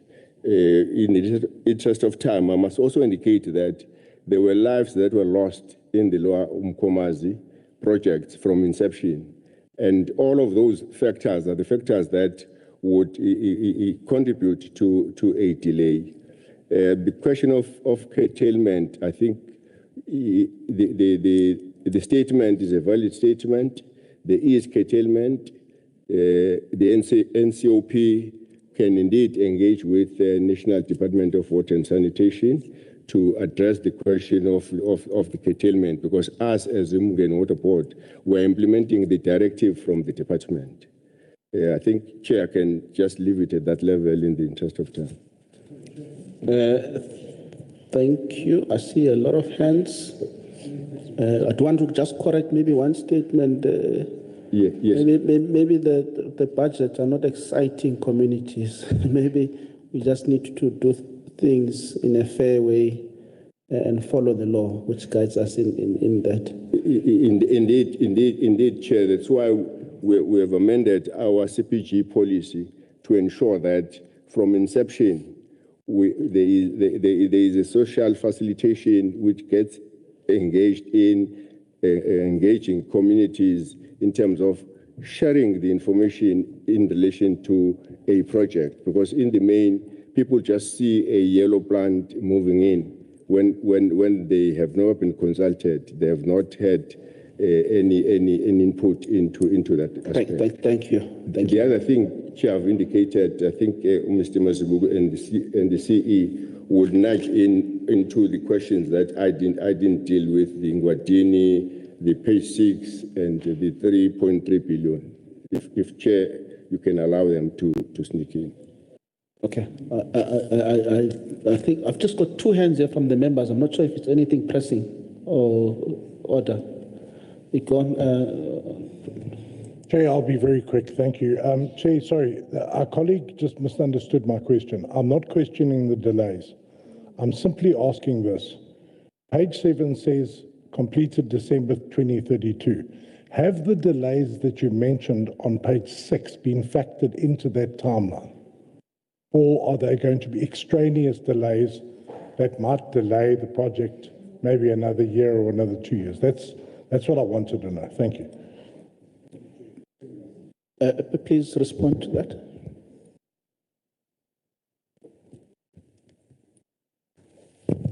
Many thanks, Chair. Maybe if I can just respond specifically to the question. Page 6 refers to the Upper Mkomazi project, which is the long-term project. So the learnings from the current Lower Thukela project in terms of the delays and the potential tender appeals given the prices. So obviously we have factored to a reasonable extent the project-related delays from our learnings.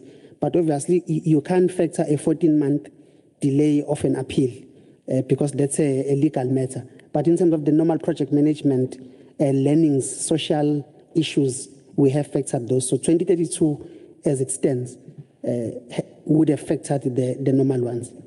Thank you, Chair. Thank you. You had a... No, thanks, Chair. Perhaps, Nami, I think I'm being misunderstood, Chair, when I was asking the question of the relationship. It was not only speaking to the issue of ESCOM alone. I think he did answer a little bit, but if Ngasingapendula my officials, Chair, because it's their own report. They are talking on the issues of stoppages, crisis with Department of Transport, with the taxi owners, issues with the stakeholders. It's their own report. It's not my report, Chair.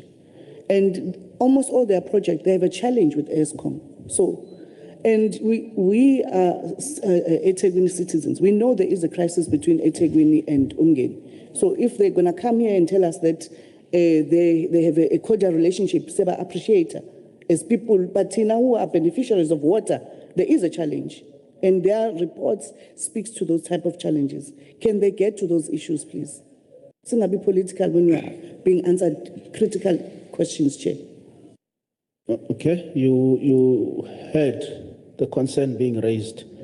When we engage in this exercise, it becomes your responsibility to tell us the true state of what is going on. We don't need to massage issues or try and sound diplomatic on some of the matters. The issue of water is a serious issue in eThekwini and the country. So, Mhlambe, if you listen to what Mhlonesho said, if you can just, I'll give you another chance to just explain or answer the question in a different way that is much more explicit. You may proceed.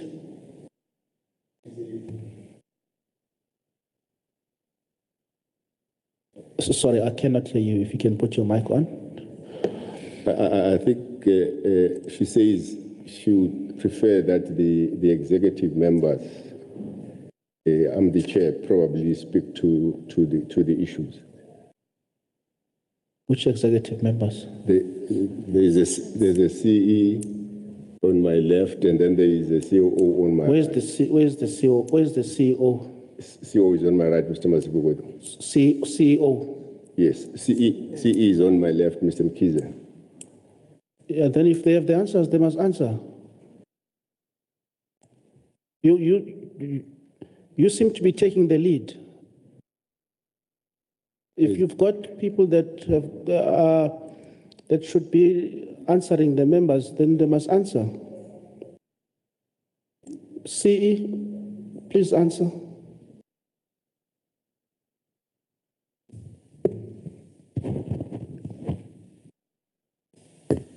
Greetings, Chairperson and the committee members and all protocol observed. Chairperson, let me just dispel the issue that there is a relationship challenge between us and Nitego. I'm seated here next to Mr. Ethnic Mswelu, Executive Director for Technical Services, who used to head water and sanitation in Etegwini. We engage with them on a regular basis. There are no challenges between UMNGENI-UTHUKELA water and Etegwini. In terms of ESCOM, yes, there are challenges where, as we have stated, projects that were not factored in the current planning of ESCOM. But these matters, we have escalated them even to the Office of the Minister of Water and Sanitation, Mayor Upemi Majodina, who requested that these matters be escalated to her so that she can take these matters up with her counterparts, the Minister of Energy, of Electricity, sorry. So we believe that at a ministerial level, these matters are being addressed at that level, Chair. In terms of the delay, I think the COO has, Mr. Mazibu has answered on the issues of the delays based on the lessons learned, what we are doing to mitigate the risks of these delays, except for the risk of legal action. That one we cannot factor in because we know that legal cases can take even 5 years in South Africa. Thank you. Sorry, just a quick follow-up. What exactly is escalated at the ministerial level? It is, Chair, the ESCOM delays in energizing of the water sites. It's not only in KZN, but all over the country. Those are the challenges we are experiencing, where you find that the infrastructure is complete, but there is no energizing of the infrastructure by ESCOM because it was not part of the original ESCOM plan. So the minister is then addressing that at a ministerial level with her counterparts. Thank you. The point I want to make is that this is the correct platform to express those difficulties. The minister can continue in her executive role. We are parliament here, we play a completely different role. So if there's a matter of that kind, it becomes our responsibility to also understand exactly what the issue is, which is why it would have been important for the minister to be here or for any other person tasked by her so that they can be able to at least assist you and Parliament in the questions being raised. Do you get my point? Okay, there's another follow-up. Honorable Ne. Thank you so much for the opportunity, Chair. I just have two questions. The first one relates to the Hammersdale wastewater treatment works. I understand that the functional upgrade would be able to unlock further development in that industrial area. However, the 260 million rand project is expected to only restore the functional capacity to approximately 13.5 megaliters per day. And the original design, I'm told, is 27 megaliters per day. I just want to understand why we are not able to bring it to its full capacity of 27 megaliters per day. and how this is going to impact or assist with development in the area, given that the industrial effluent and its high organic and chemical loading are identified as a major reason for the plant's derating. How will additional industrial development in the area be accommodated further, increasing the load that has already reduced the plant's effective capacity? And the second question is, we are being told about the 100 megaliters per day that the lower Kumazi infrastructure is going to assist eThekwini in the Ugu area with. Are you satisfied that the eThekwini municipality has adequately dealt with the leaks, non-revenue water loss, to be able to receive this additional water supply from the lower Kumazi bulk infrastructure?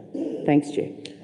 Okay, sorry, I thought it was a follow-up to the answers that were being given. I didn't know it was completely new questions.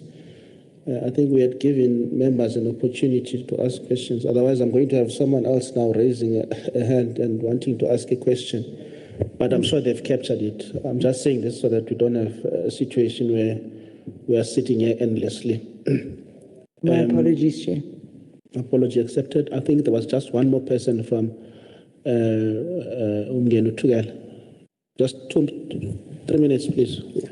Many thanks, Chair. I think I'll just cover the last 2 or 3.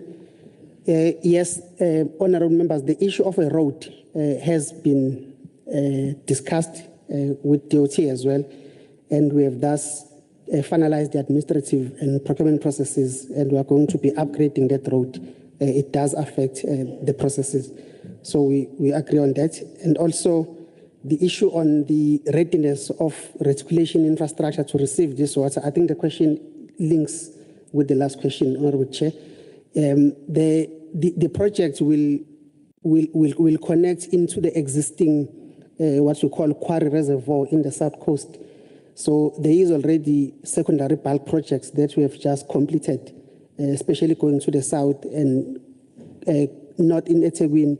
There's existing infrastructure. It's just a matter of a lack of bulk water supply into the system. So even with respect to the Upper Mkomazi, it connects into Umla's Road, where there's an existing connection point for water that comes all the way from Midmadam to eThekwini. So infrastructure has been upgraded in the reticulation site to receive with respect to the 2 projects.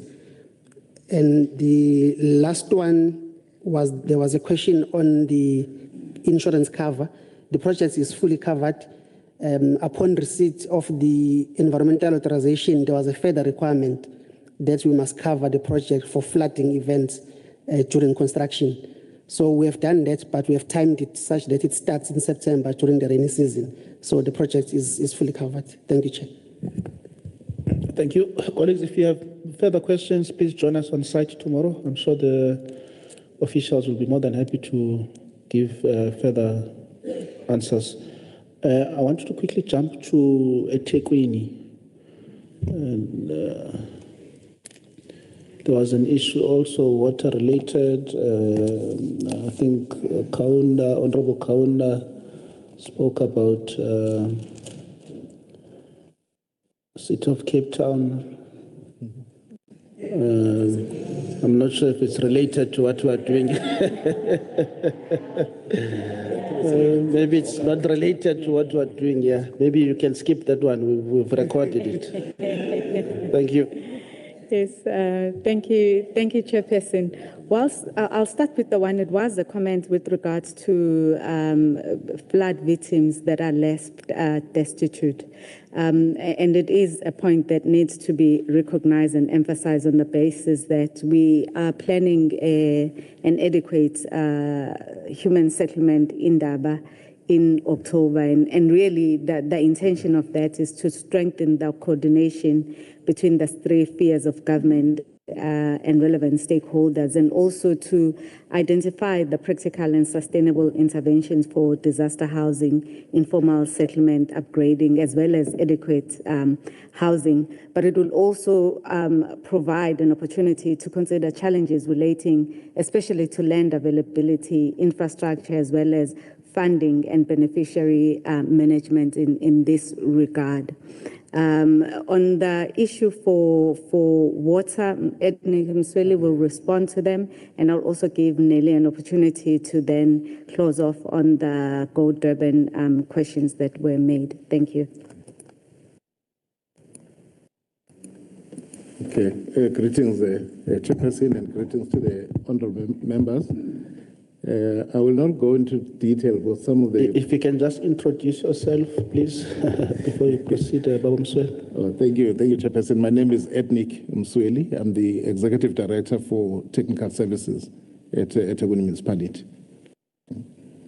Yeah, Chair, I thought let me then comment firstly on the issue of Ntuzuma. Honourable Kaunda raised that issue. It is true that we upgraded that pump station initially after we had a fire. So the first upgrade was to restore it after the fire. And then we did a phase 2 of the upgrade, which was supposed to, as you indicated, then to make sure that everybody that is supplied from that system has water. I can confirm that there has been significant improvement in that a lot of people are receiving water. We pump that water in 5 directions. There are different directions. Each one has a name, NR3, NR5, NR7. All of them have different names. Most of them have improved. There is, I think, just probably one of the pockets that I think it's NR7 that continues to experience challenges. And the reason for that, maybe this explains what the Honourable Cele maybe was alluding to. It might look like it's a problem, but actually between us and UMNGENI, we have a common challenge. I think that is the difference in that the Umkomazi Dam is delayed about 10 years. So that is a challenge that faces both of us. So from UMNGENI-UTHUKELA side, obviously then it's a limitation in terms of the raw water resource. So Ntuzuma, for example, particularly that area that Honourable Kaunda was talking about, is the people that are not getting water now to be because of the limitation in terms of just the raw water resource. So the infrastructure is in place, the pump station is there, it works. So, but we do want to also appeal to the communities. There's a new phenomenon that seems to be emerging of vandalism in some of those areas, but through the leadership of the city, that is also going to be addressed, or it's being addressed. The Southern Aqueduct was the next one that Honourable Kaunda raised. I'm very happy again, leadership and the committee, and to report that we are making good progress. We are at a stage with that project where we are now commissioning. We're implementing that in sections. We call them work packages, about 5 work packages. We have already fully commissioned one of the work packages. We will be commissioning the next one probably in the next 2 weeks. And the balance of the work packages that we're busy with will all be commissioned before November this year. So we're at a very advanced stage of commissioning that project. It's a very significant project for the southern areas. The city, they spent about, the project is costing about 1.2 billion rand. So it will resolve water supply challenges in UMLAZE, in CETSHWAYO, following in most of the areas in the south. So I would say by November, we will see improvement there. But I think it's also important, honourable members, to mention that we work on the backdrop of a city that has been hit by a number of storm disasters. So just when you think you're recovering, then there's damage to infrastructure. So what that does is that budgets that would otherwise be used to roll out new infrastructure are then now used to restore infrastructure that is damaged. So the 2022 storm damage was significant, and we are still recovering from that damage. But also what is helping with the acceleration in terms of dealing with the root cause, one of the root causes of the water supply challenges is the aging infrastructure. So I think the honourable members know that through National Treasury, there is a reform program for metros. It's a Metro Trading Services reform program. That program is very important and significant because what it does is it forces, for lack of a better word, metros to prioritize infrastructure for trading services, so water and sanitation, electricity, and solid waste. So when we then talk about non-revenue water cannot be solved overnight because the root cause is this aging infrastructure. The last time we checked, and this figure I'm giving you is probably about 4 years old, we needed in excess of 44 billion rand to go and upgrade and replace our infrastructure so that you then don't have this high non-revenue water. So it's a program that we would implement over time, but through the National Treasury Reform Program, that is being prioritized, which then means you're going to start seeing results early. Let me just report that as at the end of last financial year, we've seen an improvement of about 3% in non-revenue water. The problem is that your baseline was high, but in terms of the direction we are going in the right direction because we've come down about 3%. There was a question as well whether we have alternate plans ahead of the 2032 date for the Upper Umkomazi. There is a study that is done, driven by the National Department of Water and Sanitation, and all of us, including UMNGENI, we are part of that program. It has already identified interventions that must be implemented, and I will not talk to all of them, but it was established that the quickest way would be to reduce your water losses. So if we, and that's what we are prioritizing. We've recently appointed a senior manager who will be dedicated to just dealing with that. So to me, that is plan B, because the rest of it will take longer. Because really the plan after that is the lower Umkomazi, which UMNGENI has spoken to, and the upper Umkomazi dam after that. So the one that we are aggressively working on is the non-revenue water. I think the loss of water through leaks is also similar. It's a non-revenue water. There was a question, but I don't think, Chair, this one is necessarily for eThekwini. Maybe it's a generic one. There was a comment that we must change the approach on dealing with leaks versus disconnections, or disconnections versus the indigent. Yeah, maybe we should just take it as a comment. It would require more discussion. So the last question that were added, Chair, one was about Hammersdale wastewater treatment works, why we are only upgrading now to restore capacity up to 13.5 megalitres a day. Maybe we should just rephrase that and say that is phase one of the upgrade of Hammersdale wastewater treatment works. Phase two will then take it back, will take it to 27 megalitres a day. So for now, indeed, we are just dealing with phase one. The difference between phase one and phase two, phase one is what we call a functional upgrade, where you just making the infrastructure that is there to work. So that has been our focus for phase one. Phase two, we'll have to start adding other equipment that is not currently there. So we thought we'll do that in two separate phases. Yeah, thank you, Chair. Thank you. Oh, sorry. I'm being reminded, Chair, I forgot one question. But you ate into his time.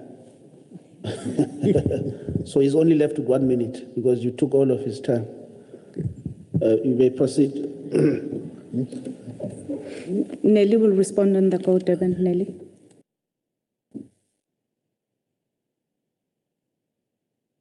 Yes, can we have some code, Durban?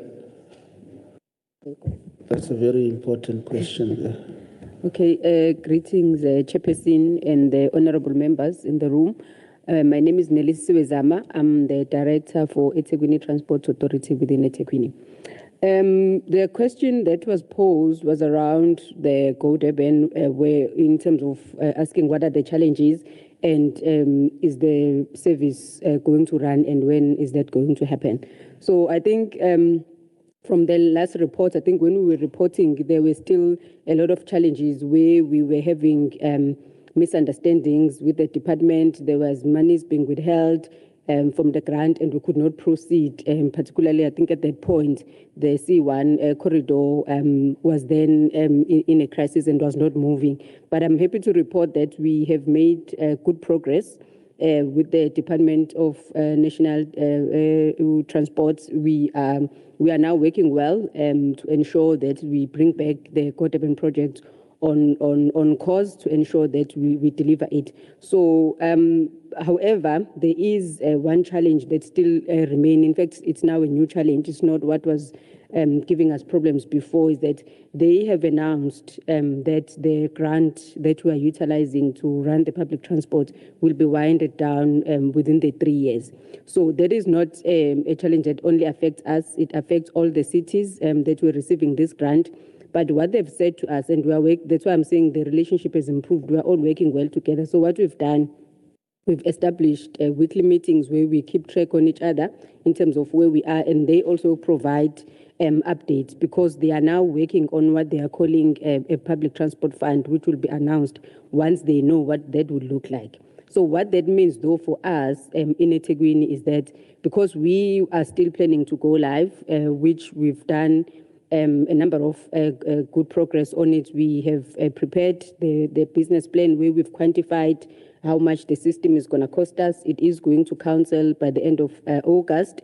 We've also established affected operators. So we've got a system where we are now going to be engaging them directly on how the system is going to be run and what are the issues that needs to be unlocked, and also talk to issues around compensation and the calculations of what that's going to look like. So we've accounted for all of that in the business plan that we've prepared. So we are engaging with our operators. We have reached agreements in terms of how those things are going to be rolled out. So we are at that point. We are now following legislation of negotiations and moving to the next steps. So we are planning to sign the contracts before the end of the year, and hopefully run the service as well by the end of the year. So that is the plan that we are working on. There seems to be at this point agreements from both sides, if I could put it that way, to say that the operators are also keen to get the service running. We also from the city side are keen to ensure that the project finally runs. So what we will do is we'll start with the corridor C3, because that is the one that has the most infrastructure, and then C1 is going to follow, because there is a few infrastructural things that we still need to finalize. But C3 is ready, so it is going to be our phase 1A that we are going to start with. Thanks. Thank you. Just a quick follow-up on that. We've been dealing with this matter for the longest time, not just the NCOP. It's a matter that has just remained without any progress made. And I think if you're saying that we are going to go live, my follow-up question would then be, when is the live date? Do you have a date? And coupled with that, my understanding is that there has been an ongoing issue with regards to the funding model and the instruction that comes from transport, from Treasury, on how the operator should be involved or roped in as a stakeholder. That has been an ongoing. Has that been resolved? Is there an agreement with the operator yet? Operators, rather. Okay, so the process in terms of how you get to signing the agreement is legislated. So you first have to identify who are the affected operators, which we have done and we've engaged. And then you then agree on what are the principles of negotiation that you're now going to sit with the affected operators and negotiate on. So we've established what those are. And then the agreements, we have not signed the agreement, so that's what we are saying. By the end of the year, we would have signed the agreement. And the nature of how they participate, they obviously have to form, the affected operators have to form a VOC, which is a vehicle operating company. So it's a legislated process. We're following it to the T. So they will form that company where there will be shareholders, and then they are going to run the service on behalf of the seats. And and obviously in terms of now how we pay for that, this is why I said now the new challenge is the issue from the national department saying they are winding down the process. But what we've done to deal with that is to say we are going to sign first a 3-year agreement, because that is within the MTREF, and that is already in the budget. And the grant is still available up until that point. But what the national is doing is saying they are now finalizing what's going to happen to the grant post the 3 years. So what we then did is to say, instead of running a full-scale service that is going to cost the city more than we can afford, we then scale down our phase 1A to say, if national department comes after year 3 and say, sorry, we are cutting anything that is grant related. So we've designed our business plan in such a way that we can still afford it as a city to continue running C3. That is why we are staggering the implementation. Starting with C3, we're going to include C1, and then we're going to include the ICDS, which is the inner city distribution system. That's going to then come, and then it's going to become the full package. And then later on, we're going to bring in C2 feeders, which supports the rail corridor. But that is dependent on how quick PRASA gets themselves back in terms of having more riders in their trains. And then that will necessitate us to then deal with the feeders. But if that doesn't happen, we'll then push it back to further. The way we've done it is that it should be financially sustainable. It cannot be a burden over the city. Should the national department come after 3 years and say they're cutting everything. But if they come back and say there is a new fund, which they've given us principles of what that will look like. So we've designed our service as well to ensure that we are able to scale up and Thank you. Thank you. I'm sorry to cut you there. I'm generally not a pessimistic person, but I must say I admire the positivity that you are showing around this project. The issue of budgets being winded down is not a new challenge. Surely national government can't be expected to continuously fund a project that is not being completed or that is not being accepted and the municipality is not reaching any agreement. Surely the expectation can be that national government must be on stand. So, Chair, I wanted to repeat my question, which I asked in the last visit. Leave aside all the agreements. Are you ready with the fleet if the anticipation is by end of this year? Are you ready? Because we received so many stories when we asked that question last time. No, we are still procuring, we're still this and that. So now are you ready? So that we can answer the question that Honorable Billy is asking. Thank you, Chair. That's the question. Yes, we are. From our side, we are ready. With the fleets, we have ordered the buses, but we do have buses that we're going to utilize to start the service in December. So we are going to be getting, we're not going to get all 22 at once. So that is why we are saying December, in any event, we have to do commissioning. January, February, March would have received the buses by then. So we do have a schedule of receiving the full fleet, but we do have buses that we're going to use to start the testing and all the things that we need to do by December. And the infrastructure is already there on the C3, so we are ready on our side. So we won't get to December and we won't have a bus. I think that I can comment. Sorry, the question being posed by Honorable Kaunda is, are there buses that you've bought? No, there are no buses physically here now. They? No, we don't have them. So you're telling us that you're going to be on the road in December? We will. Sorry? Yes, we will. How? How? If there will be no buses, Chair, how? No, there are no buses. Sorry, other colleagues. I think there was an explanation that was given around the procurement, and I think if I recall, there was already an agreement with an entity, correct? that will do the actual procurement. But the question here being asked is, my only concern around this is that it is said that there are still going to be negotiations that are going to take place with the operators. It is said that there is a vehicle that is going to be formed that will assist in terms of incorporating the operators. And you are saying that you will be operating in December. Is that realistic? Is that realistic?